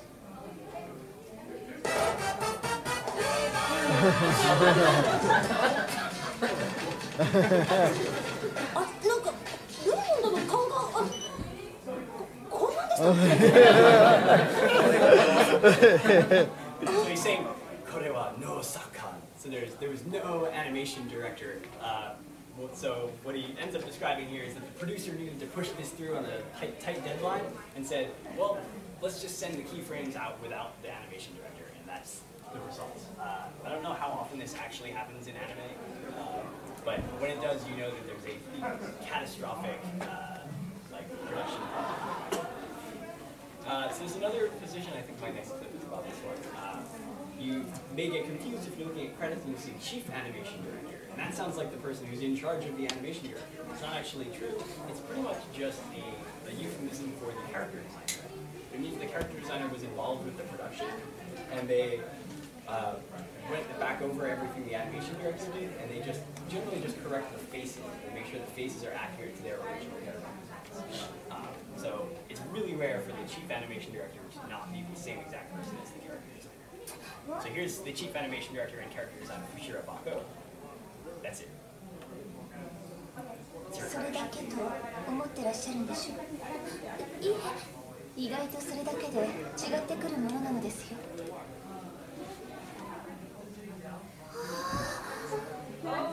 So that girl on the right is a key animator, and she's observing this movie experience, designer and animation director.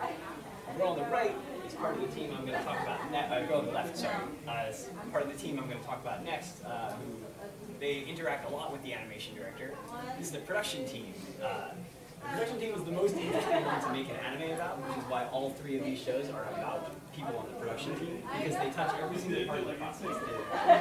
The responsibility of this team is to make sure that the keyframes get from the animators to the animation director, and then back to the animators if they need to, and then go off to the in-betweeners and back and forth, and just make sure everything works so that the artists don't have to spend all this time thinking about the process.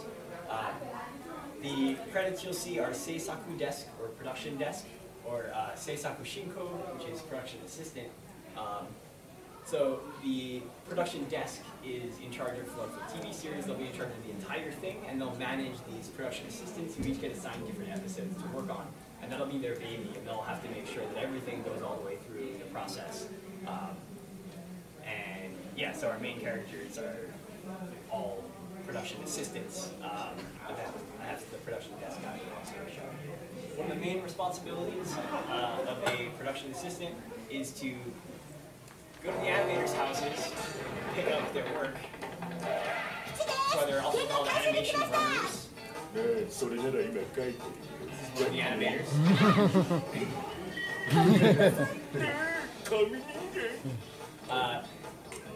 You might have expected the animators work in the studio. They actually generally don't. A lot of them work at home, so the animation runner has to go grab them. It's also their job to push everybody to actually get their work done, and animators are notorious at procrastinating. This is our animation production assistant, Howie. Regularly has to race a rival production assistant to get to the animation director's house so she can get a slight, like, 5-minute jump on him to get the keyframes back faster. Skip through part of this, just kind of just a credit sequence. They're having a crazy high-speed race.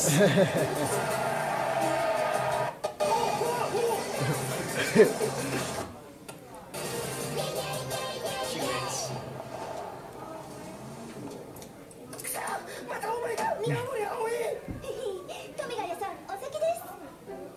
Yes. So here's an example of what Aoi has to pay attention to. Okay, I do want to stop here for a second. This is very fast-paced. He's listed as animation director. I'm actually going to call out the Crunchyroll subtitles here because that's the Enshutsu. That's what's generally translated as the episode director, but for whatever reason, the Shirobako subtitles call him the animation director and call the person who I'm calling the animation director, the person who supervises the animation, they call them the animation supervisor. 山田さんの演出チェック済みをカッティング用素材として撮影に入れて、撮影から回収したカットは作家に回す。作家の瀬川さんに連絡しておく。Don't expect to understand everything going on here. The point is, she has a lot to think about. そうだ、それぞれ2カットずつ。合計4カットなら明日朝からのチェックでなんとかなるかな。山田さんごめんなさい。なんとかしてください。それから4は今日中に4話でやることはリテイク表の整理、リテイクカットがどこにあるか確認、動画検査の堂本さんと仕上げの新川さんに連絡して作業アップ見通し時間を確認して撮影予定時間を読まなきゃ。それを撮影のさくらさんに報告。それとアルピンカットの動画と仕上げスタッフの押さえ。どこに頼もうかな。丁寧にやってもらいたいし、社内かな。尺あるから枚数け。So, what happens when the schedule goes wrong? Bad production system. そんなスケジュール聞いてないよ。でも今日上がらないと納品が間に合わないんです。無理に決まってるでしょ。一目瞭然でしょ。でも今日上げてもらわないと落ちるんです。あんたじゃ話にならない。小田君呼んで。いえ、今日じゃないと。いいから呼んで。いえ、それだけはやめてください。小田君。何ですか。今、 The guy's name is アップ日だって聞いたんだ。 Nobunaga Oda. Like Oda Nobunaga.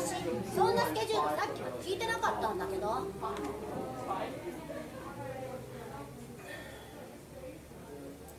言ってねえんだ。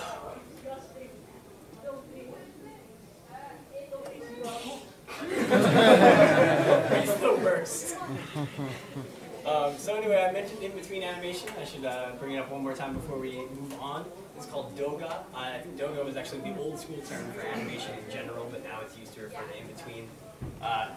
So in between is a general concept in animation, not just in anime.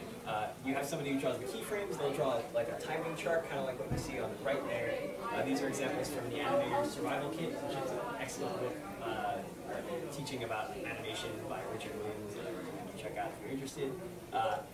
So an example of like the sort of decisions that an in-between animator has to make, because it's like fairly menial, but they do have to like pay attention to some stuff, is let's say you have two keyframes where you have one where the hammer is up and the nail is up, and then you have another one where the hammer is down and the nail is bent. If you're the in-between animator and you're not paying attention, you'll be like, okay, cool, so in between that I'm going to make the hammer halfway down and the nail halfway bent. Doesn't make any sense. So they mostly are not like doing like big creative decisions, but good in-between animators do have to like pay attention to the way things are moving and understand, be able to infer what's going on. But generally, because it's pretty menial, it gets outsourced to cheap laborers who are generally, they're definitely not usually in the studio. They're either the rare in-between studio in Japan or a cheaper one in Korea. So then once we've got all this stuff, we have the full animation all the way through, but it's all in black and white. We send it to ink and paint or finishing. There's a bunch of different words that are used to describe this. It's sometimes called digital paint. The Japanese term is shiage. So those pencil drawings that get scanned into a computer have to be digitized. So the final line art gets drawn on the computer, that gets colored in. So we've got like, I've been using this same example for Gunbuster all the way through, so now we have the colored version of it. And here is the person, the in-house person in the studio who handles the color design. This is the Shikisai Seke, or color director. And often color is also outsourced to another studio, but you'll have somebody in-house who lectures the director and stuff to figure out what the color scheme is going to be and then sends those directions out to the team. I have a suspicion these two characters, one from Paranoia Agent and one from Shirobako, are based on the same real-life person because they look identical and they have the same role. But I haven't confirmed that yet. Right, my last bit here is about 3D animation. So that's a whole different workflow from key animation. I'm not going to describe the entirety of the 3D process. If you're interested, I have a panel tomorrow called The Rise of CG Anime. There's a little plug there. Here's an example of how a shot might be put together. This is some Blood the Last Vampire. 動きのテストを繰り返し、その上で手前、中間、奥とそれぞれにオブジェクトをコンポジットしていく。 Very dark.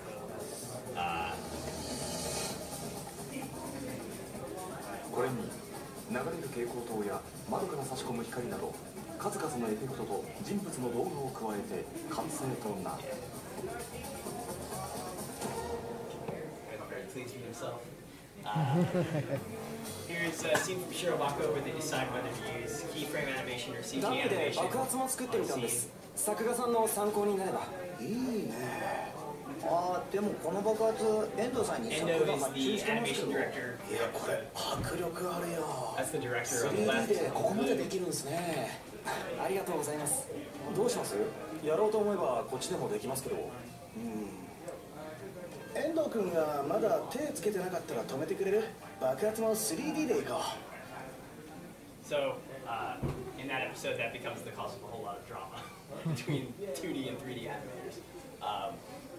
So now, background art production, I'm going to move to this section. So background art can be described with two different things in credits. You might see haikei or bijutsu. Haikei translates to backgrounds, bijutsu translates to art, which is a little bit confusing, but art is the general term used for the background art, even though it's all art, technically, including the animation. But the layout gets handed off to the background art team.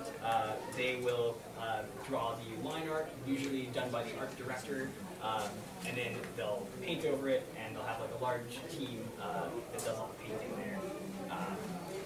Here's our art director from Paranoia Agent, our Bijutsu Kantoku.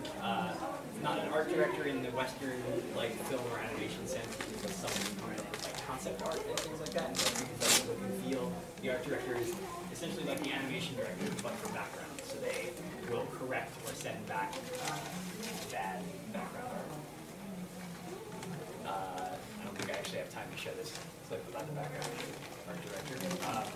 Now, post-production, where I know a little bit less about the production process, but one of the main parts here is filming, positing, a bunch of different terms for this one, and that's where everything gets combined together. We have backgrounds, we have colored keyframes, and we need like effects and things, lens flares, glow effects, stuff like that. Those will get added usually on the computer, all compiled together into a single video.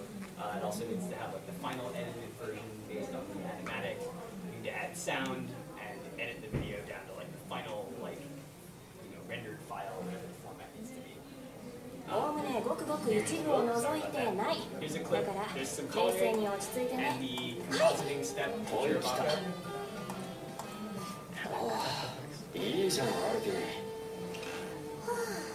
Yeah.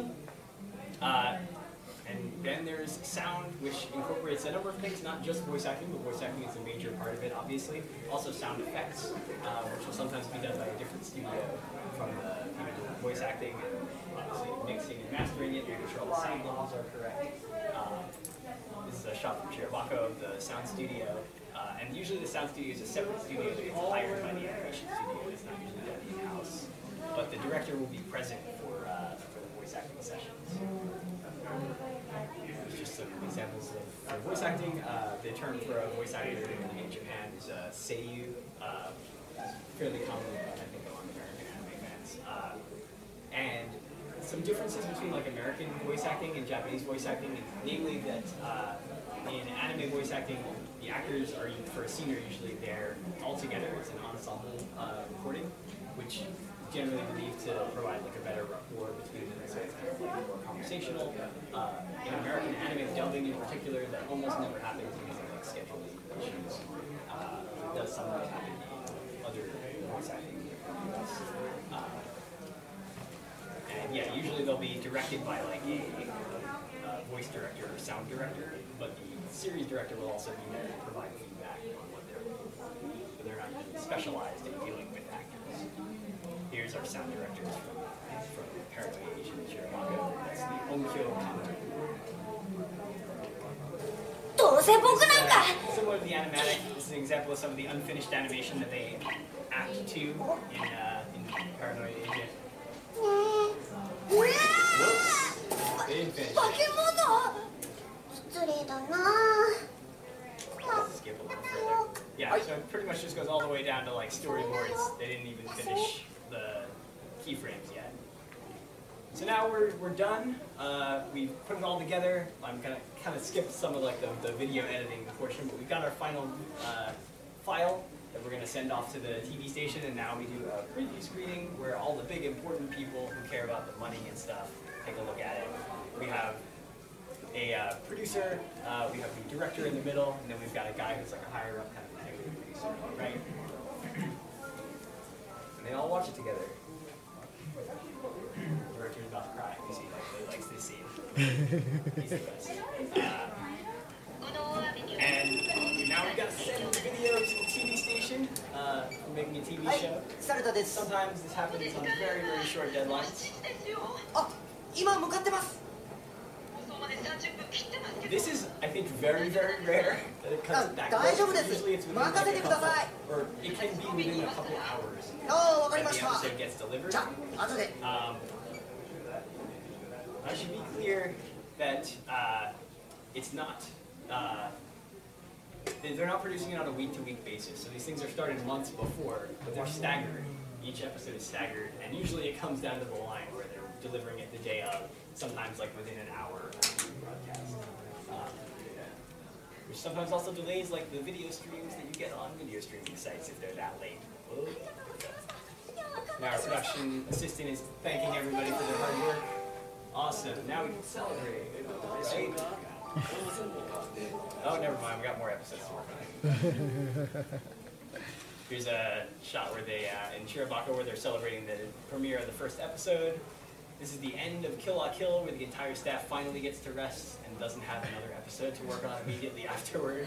So they all had a party to watch it, except for that dude who was like, just dead. They tweeted some of these shots when the final episode aired. This is an animation runner Chromie. They finished 3 shows simultaneously, so they should down and watch all 3 of them.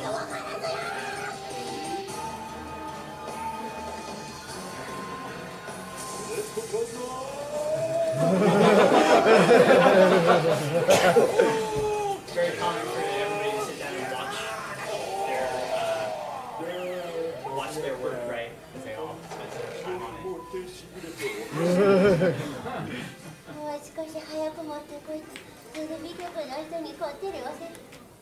Yeah. And then, yeah, so now you release it, it goes up on TV, or it has a theatrical release, or it has a home video release. Maybe running out of time very soon. So the question is, how do we make money, right? Like, how does what's the criteria for the producer making money? So we obviously don't know the numbers inside these companies because they don't release that publicly, but you can estimate some things. Justin Sudeikis did this estimate in his article.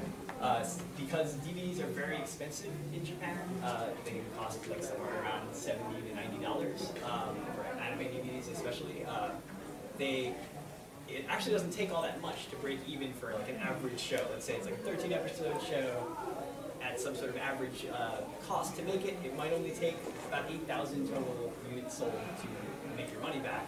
I also spoke with the executive producer from Aniplex who beat around the bush and didn't want to give me a straight answer, but essentially said that the number that people will generally look at is 10,000 units sold to say that it was a hit. It started to become a hit and started to break even. There's a fan theory called the Manabi line in Japanese fandom, which is in reference to a show called Manabi Street, which sold, I guess they released the numbers and it sold like 2,899 copies in the first week, and the studio said that they just broke even. So fans said, all right, well, if you sell that many copies in the first week, that means you break even, which isn't entirely true, but that's something that they'll often use. And that's the share of DVD revenue that companies make back when they sell the DVDs in Japan. So, if you want to learn, like that's about it for me, right? So if you want to learn more about this stuff, I recommend you check out these 3 shows. Shirobako is definitely the best of the bunch. That will give you like just, I think it's like 15 episodes at this point right now, like just 15 straight episodes of people making anime. It's also like pretty easy, will teach you a whole bunch. Also, look stuff up on Anime News Network. They have an excellent encyclopedia with a list of all the credits for series. You can kind of explore in there using the terms that hopefully you learned a couple of new terms today, so you can take a look through there and see where the connections are between shows that you like. And if you want more information than that, my sources are up here. One's from Animpages, which is an excellent blog about the animators and the artists behind anime. The Anime News Network article from Justin Sudeikis. There's a post on Washi Blog. That QR code up there and the link will send you to a document that I made that has a bunch of the stuff I talked about. If you want more stuff from me, I'm on Twitter @Rambo. You can check out my site, animegamers.com, where we blog about this sort of stuff. I write for Talking USA Magazine. If you want reviews from me. And I am doing 2 more panels today, possibly 3, I'm not sure if I'm on the cultural industry panel. But I'm doing the Rise of CG Anime tomorrow at noon, which is all about computer graphics in anime. Fairly similar to this panel if you're interested in production process stuff. And I'm doing Working in the Anime Industry, which is about working in the American anime industry if you felt that this was way too Japanese and you want to learn about American stuff. So yeah, thanks. If you have questions, I don't know if I have time, but I can definitely try to answer some questions. And nobody's going to stop me yet, are they? Okay. Well, thanks for coming. Raise your hand if you have a question.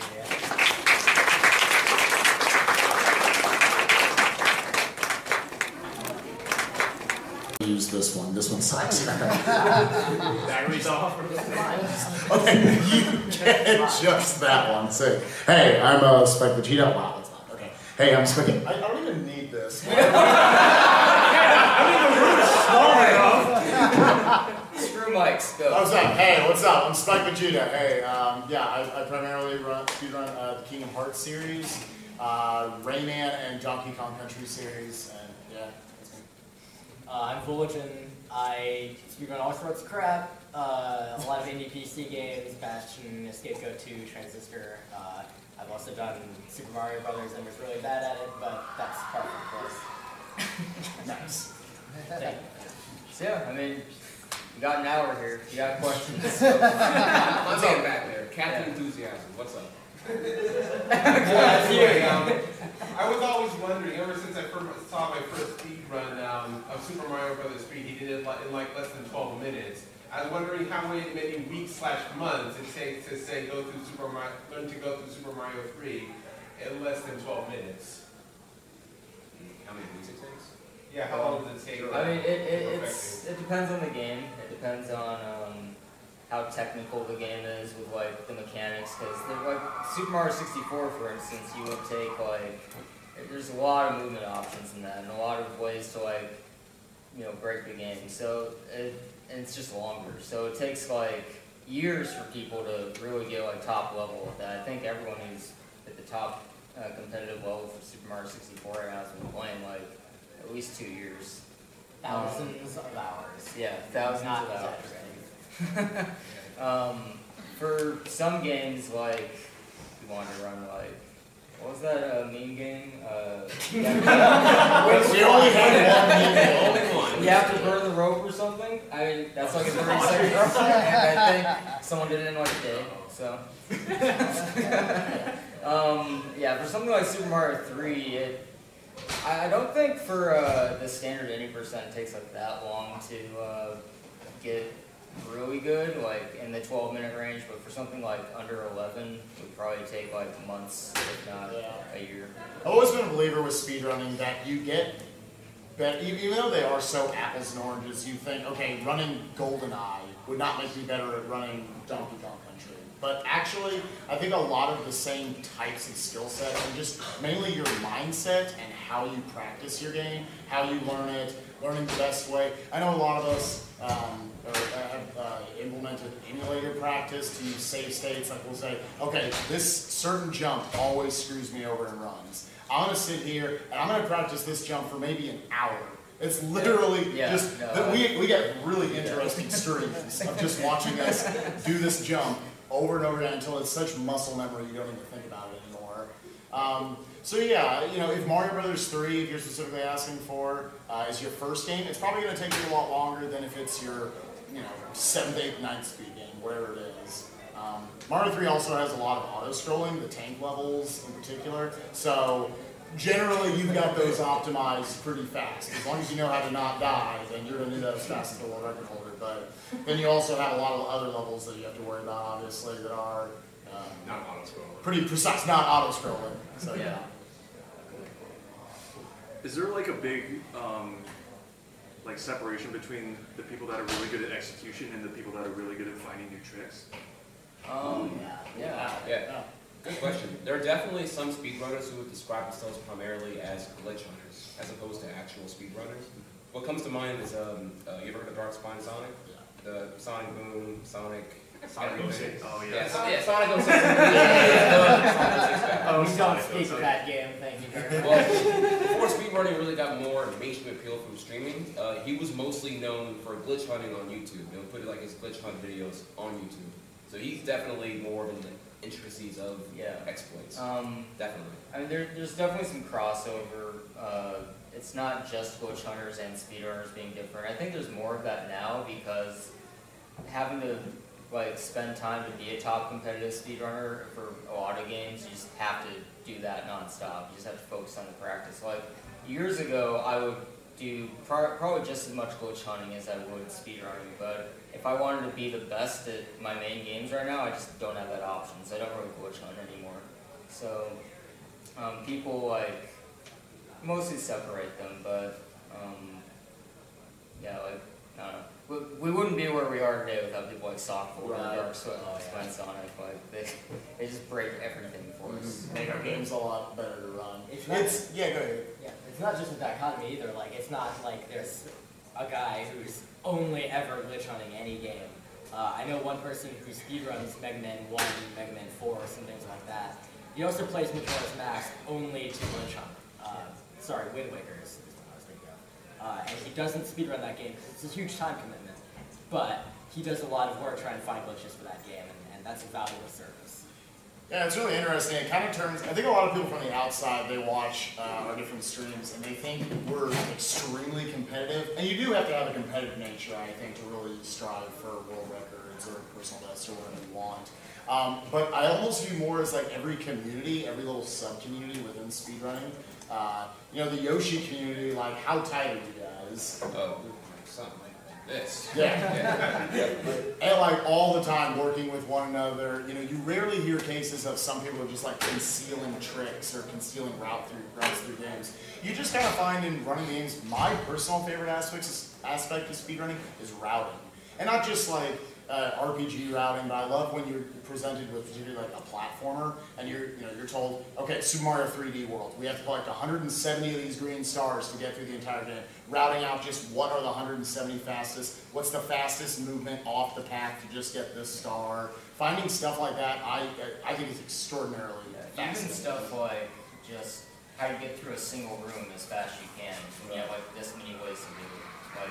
You jump over this guy, you roll through him, stuff like that. It's really fun to figure that stuff out and do like frame counts. Well, Super Metroid is a great example of a game like that because there's so many different things that you can do, and you wouldn't even believe half the things that, like if you just watch Super Metroid, it's like, okay, you know, he goes through, he shoots some things, whatever, gets them out of the brain, he has a lot of missiles, he pumps them into the brain, it's fine.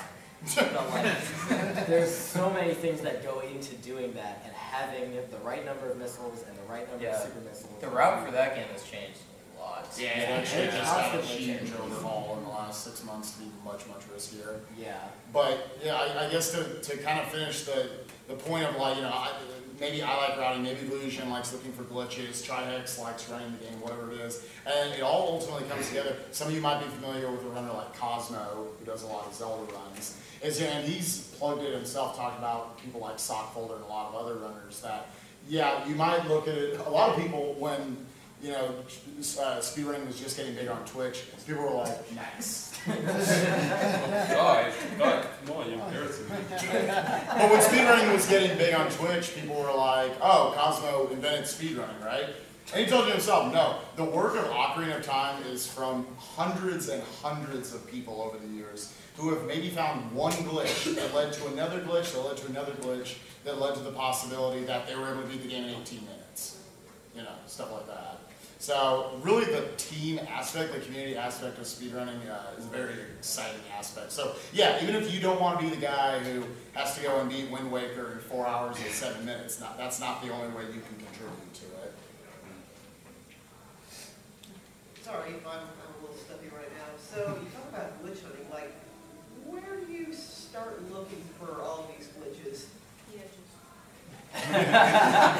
It really depends on the game, doesn't it? Yeah, that's not a bad answer. Yeah, it does vary from game to game, but I think honestly the most common thing over the years has been someone accidentally found something and then it just blew up. Like now, especially now we have like video recording you can have straight off Twitch that we used to like record in our rooms and stuff, right? Like, it was all through forum posts. Yeah. Dude, I just did this thing. In 8 months, you'll see it when the VHS tape comes in. It's like, we didn't have you. Yeah, so because of like the immediate feedback we can have now, an accidental glitch that happens can now become something much bigger really fast because then people will start like looking around at how it works, replicating it other places. So can I give the best possible example? Sure. I think we're probably all thinking of this. Recently there was a guy named BJW who was playing Secret of Mana for the first time, you know, the SNES RPG, and he was just, you know, screwing around. It was casual. He wasn't trying First time playing the game or something? Yeah, he'd never played it before, and he just, like, I don't know what he did. He opened a chest, and there was another chest on screen, and then something bad happened, and like the text didn't appear for the chest, and he ended up walking out of bounds. Like it just forced him out of bounds, and then some crazy stuff happened. Then you have like crashing the game. So like he had a clip of this, and he made it. It's like a 2-minute clip or something. And people from the Secret of Mana speedrun community picked that up, especially the task community, which is tool-assisted speedruns. It's like how they, you probably don't know what it is. Anyway, the task community then picked it up and they figured out how to beat Secret of Mana in 8 minutes when it was previously only possible in 2 hours. So that happened in like a week after that glitch was found. So yeah, like accidents happen most commonly. That reminds me of that one guy who was playing Ocarina of Time blindfolded. Yeah, Tokyo Boy. Yeah. He got stuck out of bounds. Oh, yeah, because he was like looking at the wall and like hook shotting it, and then he like ends up out of bounds from a damage boost accidentally. Then he's like trying to find his visual cue. Where the fuck? Yeah, like things like that happen, and that, you know, doesn't necessarily yield anything, but. If it, you know, an accident happens, if there's like 100 people watching on your Twitch channel or whatever, chances are 2 or 3 of them are going to be able to do something like, wait a second, I can probably replicate that. And other times, especially for really big games like Zelda, Mario, that just have a huge community on them all the time, you can get stuff like people just go into the data and look for like, you know, what they're changing in the RAM as they're playing, and they just go against walls and see what happens. Like, there's a lot of experimentation, like just looking at the data of the game and how to manipulate it. That's how you get stuff like Symphony of the Night being beaten in like 5 minutes, because they just look at like, like it was pretty much Sockfolder like messing with a new glitch, and then he's like, oh, let's just see how you call up the credits in the memory, and it works. I guess to bring it back to more like a general answer to your question, it is a lot based on, I mean, there's definitely an accidental aspect to it. You know, people will just stumble upon whatever. But really, it's very much based on your kind of experience dealing with other games that are broken. Yeah. So like 3D platformers, it's very common to like go to a corner because you know in a 3D world, it's real common for the corners to have collision problems. Yeah. You just go to the corner and also just pick up boxes. Just rub the corner and eventually you might just slip through and then you can see what happens. Yeah, like a lot of 3D games, especially ones on the same engine, like Source games, a lot of them have the same bugs, so you just kind of apply them in the other games. Yeah, and just the way we play games in general has probably changed since we started speedrunning. So a lot of us will just like dick around and not progress in the game on purpose, just because we find something funny with the mechanics that we like. So another aspect of it, going back to what Trias was talking about, Darkspine Sonic, who is primarily known as a glitch hunter, it's not all just accidents. And like you say, his method, he talked about in an interview we had once with him, was that he tries to confuse the game by doing two things at once that should not be done at once. So, an example I can try to think about is you, like in the game, one of the games I play, Tropical Freeze. Maybe you'll have one, you're only supposed to have one Buddy Kong on your back. Maybe you have like Diddy on your back, and you pick up a Dixie barrel, and then you throw it and blow it up as you blow up another barrel with a different Kong in it. So you try to confuse the game in certain ways. So I know that's Darkspine Sonic's method of trying to glitch hunt.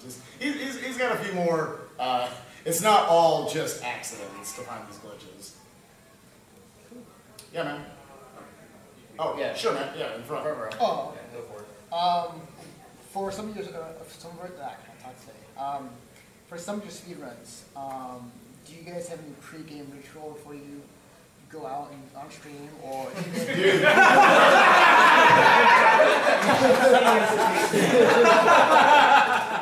Yes, this one's you, man. Alright, so Yoshi's Island, before I play, to get my fingers warmed up for 5 APM actions per minute inputs, I play DDR map to a controller, and I do like 2 players via 1 controller, left thumb player 1, left chart, right chart, player 2 at the same time. So I'm like doing incredibly dexterity intense finger warm up for about 15 minutes. It allows not only do I do that, but I do it and I gradually increase the songs. Every song's 90 seconds, and I start like a 280 step song, and I slowly go up to 330 to 380 to 400 to 500. 500, if you ever see me, it's pretty intense. And at that point, my fingers are gradually warmed up, and I just play Yoshi for like 8 hours straight without feeling cramps. Previously, I would play Yoshi, 8 hours straight, 3 days in a row, and by day 4, cramps. Like I could not play that day. I had to completely take a break from playing games because legit carpal tunnel can happen, honestly. Yeah. You're not going to do a 5-mile intense run without doing a stretch of some kind first, right? Same thing applies to these important things right here. So that, yeah, I'm notoriously known for playing DDR before I play Yoshi's Island. Well, I mean, I want to be the only one. It's got to be something. I don't need much for Symphony of the Night other than like. Dude, you rate that.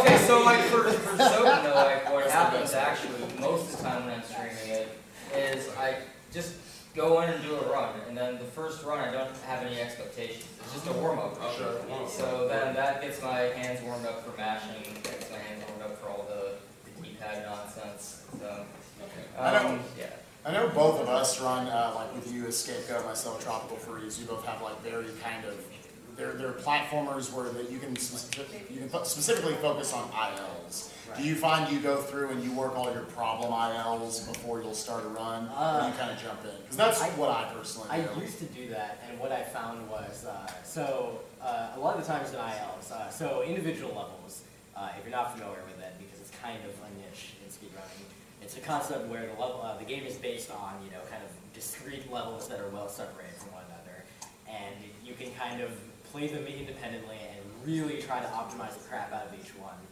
And what I found happens to me if I try to practice the individual levels before doing a full run is I'll get into that mentality where I make like one mistake and like, ah, crap, I gotta retry that one. Gotta keep doing that. And then what happens is during a run, I will make a mistake and I'll hit the retry button. I'm like, no, crap. Yeah. Just wasted, you know, 6 seconds or whatever. So what I actually do is similar to kind of what Ramscott said, where I'll just do a run, like just a warm-up run, and actually I found most of the time I get like PBs and warm-up. Yeah, most of my PBs have actually been it's just, I think that's pretty common. It's because you, I don't know, you don't have any expectations. You just do it, right? Yeah. And then because you're not thinking about anything, sometimes it's very beneficial for doing like really hard tricks that.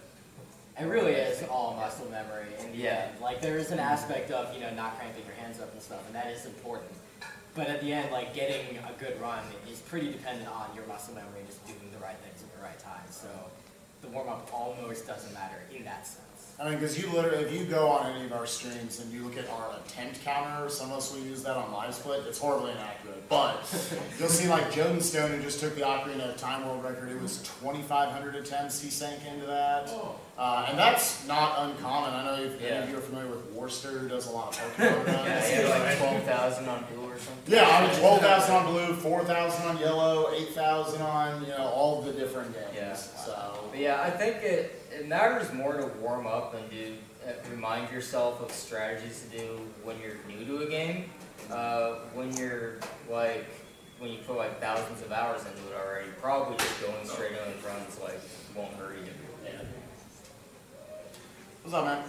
Okay, so there's a little backstory to this one. So in Super Mario World, there's the arbitrary instruction like glitch that people were doing with Taz's and Tazbot. They did a Tazbot demo. Just this month finally they. Yeah, and so like Jeff W and Seth Bling got the actual credits for working manually. And I was wondering, like, over time as people get better at finding stuff like that and people get better at executing, do you think manual runs are going to get more Taz-like? Yeah, I mean, there's definitely been a trend towards that over the last few years. Just we used to have a lot of things we would call task only.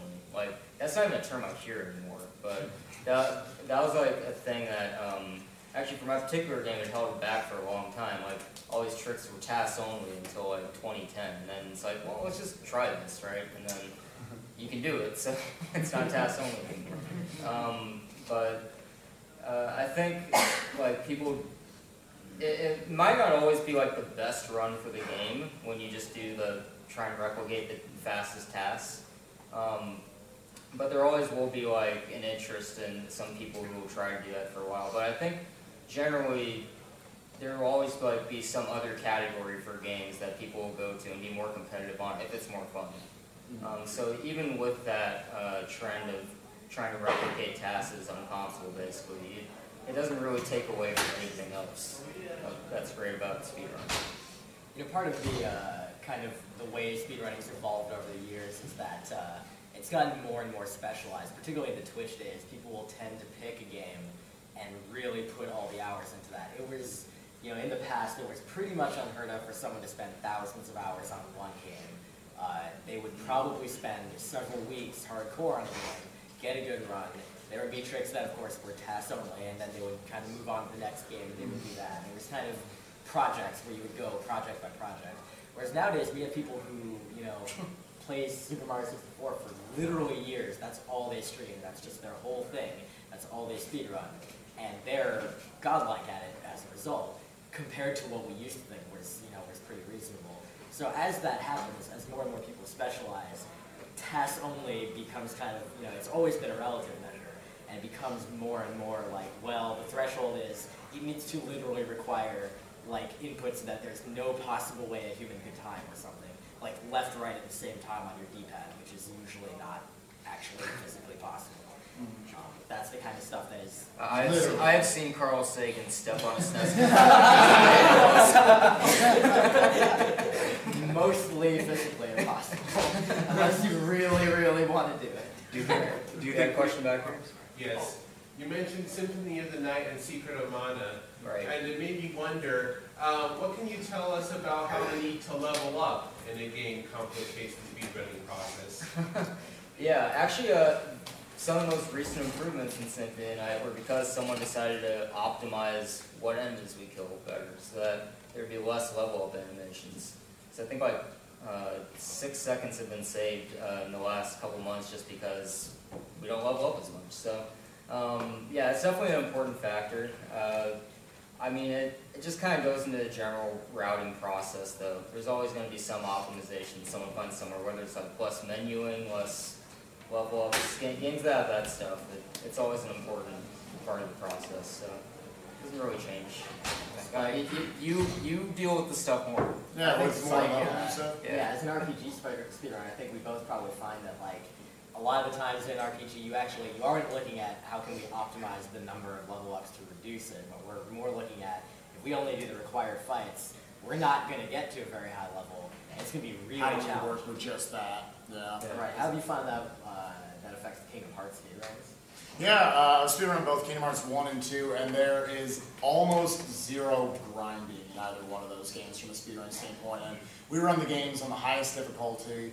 We're on 1 on proud mode, and we'll end up being level 42 by the end. We actually use an abuse in Kingdom Hearts 1.5 where you don't gain experience in certain fights. In order to we compromise that in order to shorten other fights through a glitch. I don't know. I can explain it another time, but yeah, you beat that at level 42.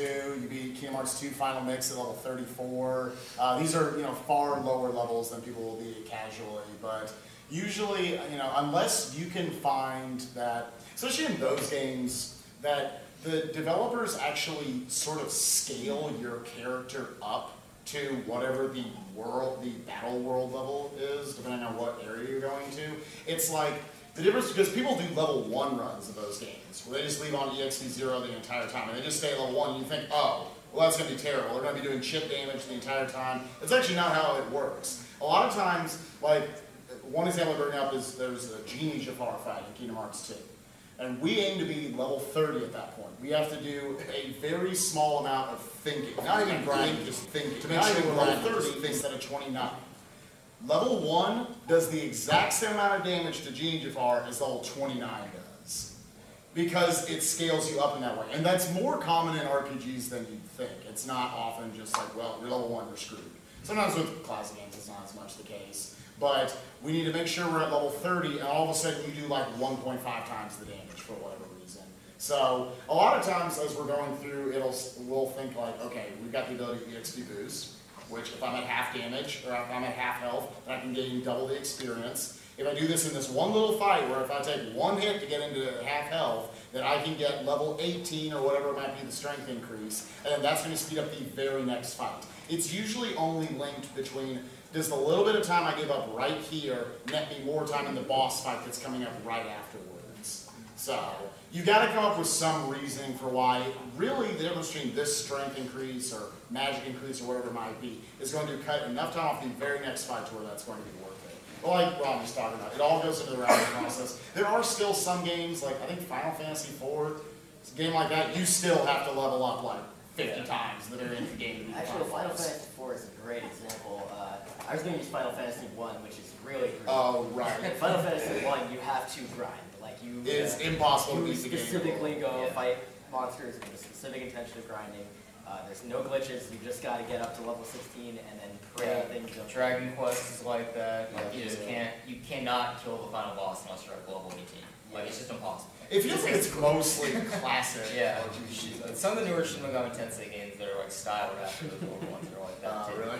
There's a lot of grinding in those games. But even those, I find the routing aspect interesting because it's not just, all right, we're just going to stop here and kill anything. It's usually you're setting up to where, Final Fantasy I, we know a specific enemy we can go to, and we'll always get this fight if we step on this tile. We can always manipulate these certain fights. And so I'm going to get from level 10 to 15 or whatever it might be in, a quarter the amount of time that it might take you casually to do. Right. So there's still an interesting routing aspect. It's not like, speedrun has grinding in it, automatically bad speedrun. Because there's interesting aspects to that as well.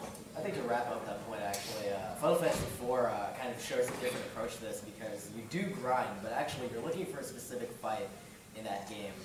There's a particular encounter where there's an enemy that if you attack him, he spawns more monsters, and you can kill the monsters, and then you can attack the guy again, he'll spawn more monsters. But not only that, you start by that and say, okay, you can grind pretty effectively on that. Also, when you kill that monster, there's a glitch you can do where you use a life item on it as it's dying before it actually goes away. And when you do that, it comes back to life, but it has 0 health, so it dies instantly without doing anything. So you can do that twice per kill, and you can triple the XP every single time.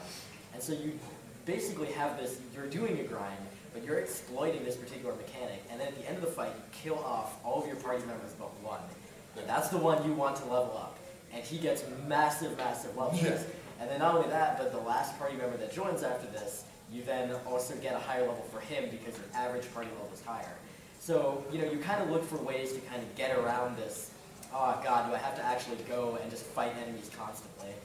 You try to find ways to kind of either, you know, glitch yourself some XP or, you know, get around the fact that you're that low level. It's so satisfying, obviously, casually when we play RPGs to watch yourself level up. That's such a, okay, I achieved that, I achieved something like that.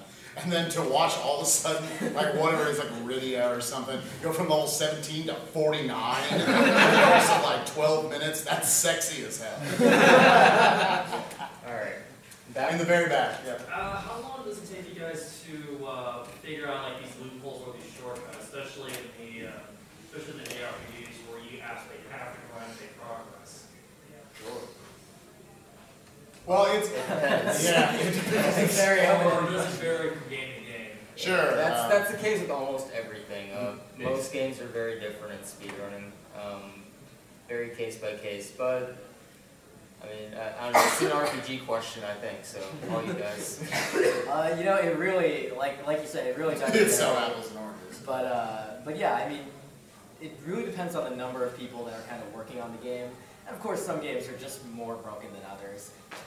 You know, some of the older school games, you will find common patterns in terms of the ways they use memory to represent certain kinds of things.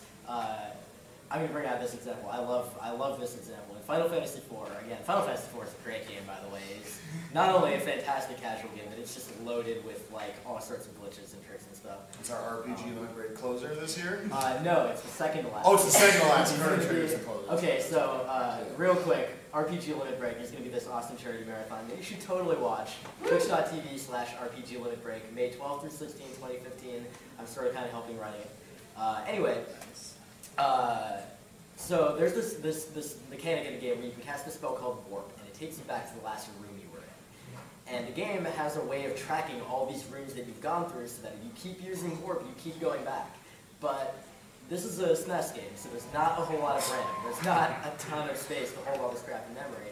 So what they did was they made a list of 64 rooms, and then they have a number that just says, this is which room you're on in this list. This is how far you've progressed. And so it tracks the rooms one by one by one by one, and eventually you get to the end of the list, and then the thing wraps around. And suddenly bad stuff happens, and you use Warp. And funny enough, there's a speedrun route based around this, where you basically go to the end of the list, wrap it, warp, you're now in room -1, and now you just keep walking through doors and you end up in -2, 3, 4, 5, 6, etc. And you just take a nice scenic trip through RAM and you find all sorts of amazing things. I think it should be noted for that, even in the 1990s, people knew about that glitch, like the variation of it. Like when the game came out, people found out like, I've walked up this tower 65 times or whatever. And then I can't something happened. What? And then it took all the way until like 2 years ago for them to take that information and then turn it into, here's how you beat the game in like less than 2 hours. Yeah, and we're getting more and more educated about, you know, the sorts of things to look for on that front. So, you know, when it comes to a glitch like that, we think, well, okay, what would cause this? And we have people who, you know, kind of help glitch on games who are programmers, who totally understand the kinds of compromises that you know, console programmers working under tight memory constraints would have made. And so like they think, oh, you know, I'll bet there's like, you know, this thing, I'll bet it wraps around, and then I'll bet hilarious, horrible stuff happens. And that's how you find out that if you set your window color to the right thing, you end up going through a room that takes you to like the Tower of Babel or whatever, and you skip half the game. Yeah. Games you want to speedrun and quit, and why? Games I want to speedrun and quit. Don't forget the and. You want to hit it and quit it. You are asking for two separate games. Okay. What's your want to learn? Sonic 3 and Knuckles. Actually, no. One game. A game you one wanted that to run, you tried, and then. Shotgun. Past tense. Rage quit. Assault quit. A game I rage quit. Yes. Yeah, that's our thing. If you have one off that, all right.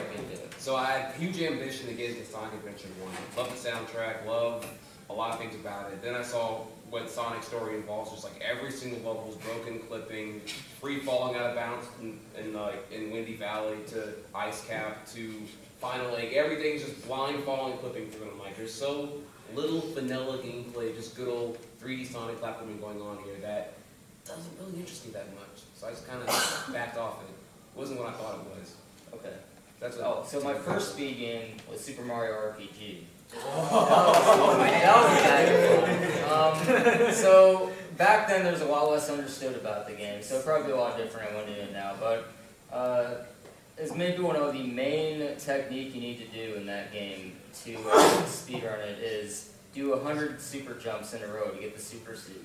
And that's a 3-frame window for the majority of those jumps, and you have to, 100 straight times. So I didn't have very good visual cues because back then I was playing on a very big LCD and didn't know about input lag. So I was trying to do visual cues for my Mario entering the screen basically from the top, and it didn't work that well. So I couldn't do that very well. Ended up rage quitting after a year. I had okay times, but not great. So yeah. Then I finally learned about the magic of CRTs. Then I actually started really speedrunning. I guess mine is Final Fantasy IX. And I love that video game. I love that video game today. It was one of my first real RPGs. Tell me how you feel about text mashing. Okay. Everyone's everything's 20 hertz per second for 9 hours in that game. Whereas this thing is, okay, so in the West, we're very different from like Japanese speedrunning, where in the West we don't allow turbo controllers. So we're sitting here all right, time to text mash, and you go through the game as for every frame you can mash, you're getting rid of text. So you gotta go. You're frame perfect the whole time. So you think about all the time you lose there. Whereas a Japanese runner, a JRTAer, will just take it and literally is just holding the button for literally an hour straight of text. Whereas we're sitting here doing this. I know Karakarn runs the game. His wrist is so sore by the end of the day.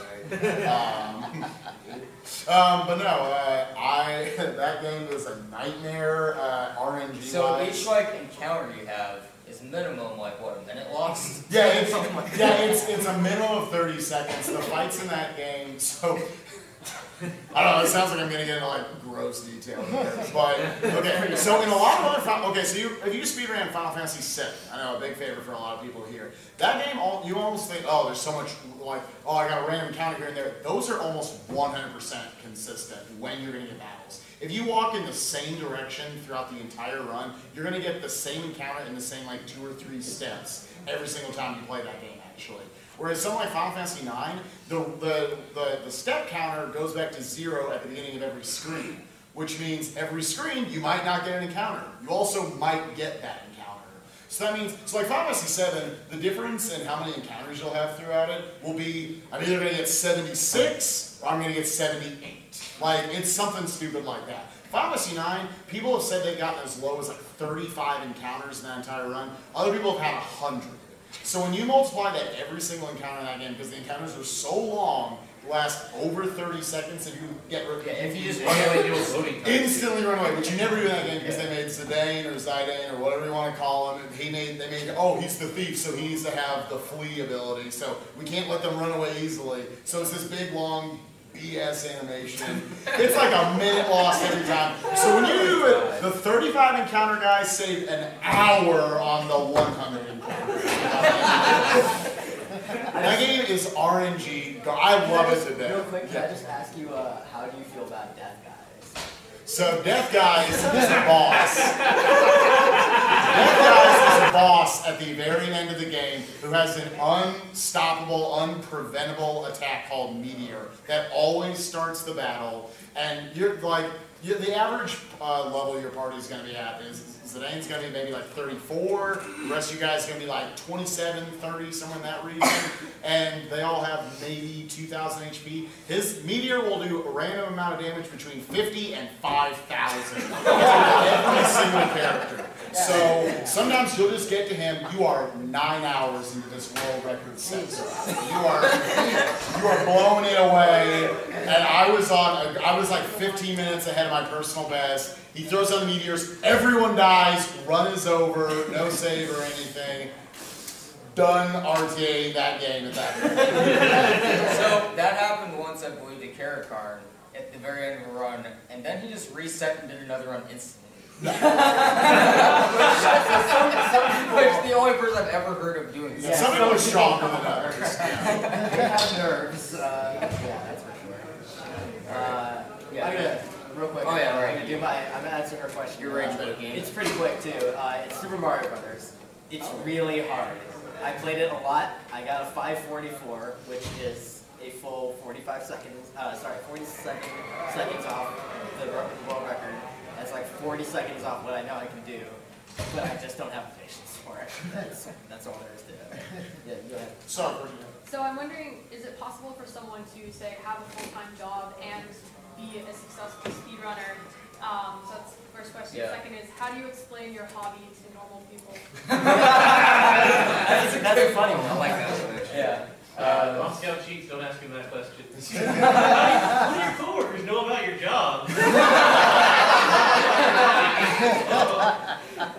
Let's go with you guys first, because you have like more normal jobs. Sure. So I'm a programmer for a living. So I'm actually unemployed at the moment, but not like. Oh, so your speedrun should be great then. I know, right? But yeah, I prioritize the time that I want to put things into, and right now speedrun is kind of a top thing that I want to invest my time in. So most of my spare time kind of goes towards that. It's really not that big of a deal unless you're working like startup hours, in which case you're gonna have problems having a life, let alone doing speedrunning. But yeah, I mean it's not that bad. It's just a normal hobby where you do your job and then you come home and you speedrun. I'm a professional actor. Like, my schedule is so up, down, all over the place. Yeah, I don't know. I mean, obviously, there's the other side of your question where it's like, how do you define success? Are you making a lot of money on Twitch, or do you just feel like you're getting good times at speedrunning? I think the fun thing for us is that, do any of us feel like speedrunning is a job? I feel like speedrunning is purely a super fun hobby. And I think part of being a healthy human being you can make streaming a job. Oh, sure. Speedrunning itself, I think, even people who like stream professionally and do speedrunning probably just see it as like a fun hobby still. So, yeah, I mean, you can always make time for it. I think if I really wanted to, even right now with all the hours I work, I can still probably do like 2 or 3 hours a day if I felt like it. I mean, I do a lot of other stuff too, other hobbies, but. Yeah, I mean, you can still find 2 or 3 hours a day to really dedicate to a game if you want to. So it's not like the worst thing. I think the majority of people who are at Games Done Quick events and doing these like amazing runs, the majority of them have full-time jobs and they pay their own way to get there. So either that or they're full-time students, which is practically the same. Right. Yeah. So except you don't get paid. So I think the majority of the speedrun community falls under that. Obviously, there's like a smaller percentage that like does the full-time streaming thing as a job, but that's not very many. That's the top 0.1%. Yeah, out of the whole entire community, that's less than half, definitely, like way less than. Okay, so I live in Louisiana, and it's like extra weird to try to explain what streaming is and what speedrunning is. So I just, I lied to everyone. Second part of the question. Oh, we're in that now? Okay. Yeah. Okay, all right. I thought that's what you were jumping into. Yeah. So I just lie and say that I play video games competitively. Because if I say like, oh yeah, people watch me play video games really, really well, like it sounds, without all the context of like, they don't understand what I'm doing at all, they've ever seen it, they're going to think like it's weird, like why are they watching you? I don't understand. Yeah. Like it's stalking or something. So I say I'm playing games competitively. And then they just kind of like, oh, okay. And they just kind of yeah, I mean, I don't really try to complicate it for people that are just like casually asking. I mean, it'll just be like, we're trying to beat this game over and over again as fast as we can and compete against others to do it. Like, I usually try and make some kind of analogy to like running, because I'm a long distance runner as well. So like stuff like this, speedrunning is closer to doing like track, where you're competing against yourself as well as other people. You're trying to get like a personal best time and everything, just push yourself to your limits. And then something like fighting games or esports is more like, you know, traditional sports, team sports against each head-to-head. So it's an easy comparison to make for people. Usually makes it easier. And then, really, if you want to like introduce someone to speedrunning, usually I just show them speedruns that are really flashy, or just you know, demonstrate some stuff in Symphony at Night if they know that game. And then it clicks really fast. Like, oh, this is really cool. So, I showed someone a Minesweeper run. And like this is someone who's not even a gamer. They just like, they know, everyone knows Minesweeper. Yeah. So it's like, oh, you want to know what speedrunning is? Sure, just watch this Minesweeper run. They beat it in like 20 seconds. And then it clicks. And that's not just guessing. Yeah. I don't know. I tell people I play video games on the internet for money. I don't know. I've never literally Twitch borders. I am making $27 a month. Oh, and people are like, haha, funny.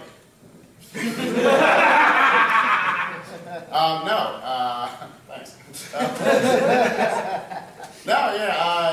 I've never had, like, I feel like almost I explain to people, because I feel like it would go way over most people's heads, what speedrunning really is, so much as like, I just kind of describe my channel as I'm playing video games, and I'm also just providing a chat for people to socialize in. Which I think is for a lot of people why they come to streams and like to chat. They kind of find, because people sort of latch on to certain streams, and I don't think it's so much just like I like watching the game. That's probably one aspect of it. Maybe some of it's I like the person who's talking, you know, the runner, the person who's talking, the streamer. But I also just like I kind of almost find this family. So I describe it as like therapy for a lot of nerds coming in my chat. So yeah, I guess that's the way I describe it. I'm not only a programmer, but I worked in the game industry, so explaining things to people is really not that hard.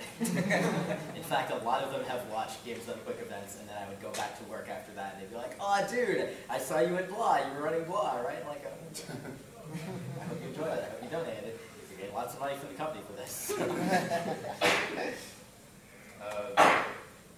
So I am actually curious about that, the misheard version of that question. What one game would you want to hit it, and then just be like, guys, I did it, I'm out. like I've never played this game again, what? What one game would that be for you? That's a classic case of playing a meme game, right? Right. That's a meme game. Meme game? Yeah, the meme game. Okay, so the way I think about it is, I don't think of it so much as, I understand what you're saying.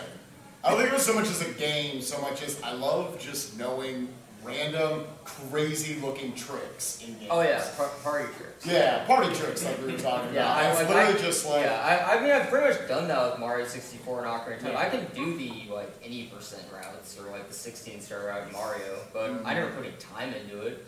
No, like, of course not. I'm, like, 5 minutes off the record in each, but whatever. Like, hey, I've only got 16 stars, and I just backwards long and I'm those kind of games are, like, easy to, like, demonstrate to someone, like, you know, this is a game you know, and I know you know it because everyone in the world knows it, and I'm about to do this really cool trick, and this is speedrunning. Like, that's how it works. Back? What would you say is your, like, most proudest accomplishment that, like, after you got done doing a speed run, that made you say, wow, I am God? That's every day. What are you talking about? I just look at the mirror every day. Yeah. Hey, Ray! All $7. Oh, big spender. Have any of us ever done anything important? It made me feel like I am God. Well, not like that, but just where you Yeah, really like, that's my proudest moment. Is it 2 years ago now or 1 year ago now? I guess it was 2 years ago now, when I ran Symphony of the Night, and I got, for the time, it was the God run. Like, it was finally a time when I was proud of the run I got, which never happened. Anyone who watched my stream, I just am never, I barely have a reaction usually, even when I PB in Symphony of the Night, but like, I was actually ecstatic for this. It's like 1820, and this is like, as optimized the run's gonna get. It was done. No one else is gonna compete for it. Then like 2 weeks later, they found new tricks that so we're still working on it since then. It's under 17 minutes potentially now. So I have not gotten close to the God run again, but back then I was as close as I got. So. The problem is you haven't taken enough time off of practicing to really get that top. How about you guys? You other guys sure. Yeah. You've been doing this a lot longer than me. I don't know. I never. It's a common thing with like. I knock myself down a lot, to be honest. Yeah. I never really feel like I'm where I could be with Yoshi's Island, so I don't know. I never get cocky at all. So I guess I'll make a comment about our answers to this question and the way we're kind of responding. Like, speedrunners, it's kind of a creative pursuit in the sense that, like, you're doing this thing that involves a lot of application of, kind of your work towards getting better at performing this thing. And then at the end of the day, you get a run. But in the process of doing that run and getting that time that you get, you've already gotten better. Like, you've learned new things that you know you can do better. You've gotten all sorts of new insights. And so at the end of the day, you get that run, and you're going to be like, man, you know what? I can still do better than this. And that's really, like, endemic to speedrunning. So all the time, we'll be, doing runs and just being like, oh, I can do better than this. And it's always true, but it's hard for us sometimes to stop and be like, oh, you know what? I really appreciate this thing that I just did. It was actually good. Yeah. In all honesty, I don't think I've ever. It sounds so depressing. Sorry. It's cool. No, yeah, because I'm the same way. I don't think I've ever had a personal best or even a world record where I was just like running around the house, like screaming at the top of my lungs. Shots on me. Yeah. E-shots out everywhere.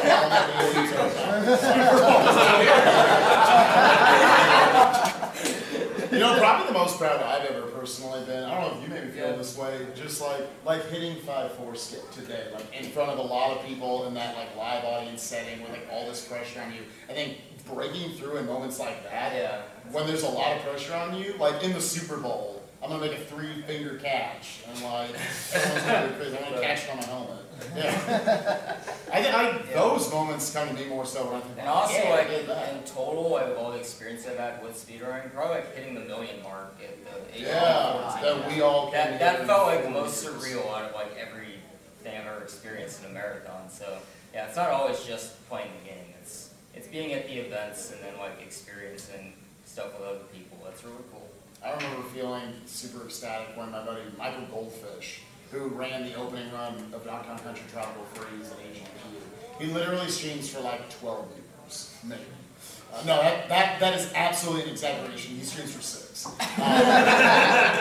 And he had maybe like 100 followers, and then like I was part of a really sick couch commentary crew for him behind him. As he did his run, he went through and he had a great run. And then he goes and looks at his phone, he forgot to turn off his Twitch notifications, and he got 2,600 followers in an hour. And just feeling like we came together and made him a popular channel on Twitch. Like someone who really deserved it, who put in an amazing amount of work, and not just that game, but other games in the past, and like made him get there. Like those sorts of moments I also think are really satisfying. On the other hand, I'm going to bring it back to your selfish thing. Because I've been trying more and more to like appreciate the runs that I do because, like I said, it's easy to fall into that trap. Actually, the guy, who gave me some really good advice about that was Dastin, bro. He had some like top quality advice. Everything that I just said earlier. He keeps it real. Yeah, everything I just said earlier about speedrunning being creative, blah, blah, blah, that is like totally just parroting Dasabro. He's a cool guy. Follow him on Twitter at Dasabro. Anyway, the other week, during AGDQ, I had an Escape Goat 2 race against Stinger PA, who's the actual good player at that game, the world record holder. And world record at the time was like 13 minutes and 50 seconds. And I worked intensely on that game all of November and December to be able to have it be a race at Awesome Games Done Quick. Because otherwise, if my times weren't anywhere near as good as his, there would have been no point having a race. He just obviously would have destroyed me. Incidentally, he obviously destroyed me in the race. But that's irrelevant. In the practice room,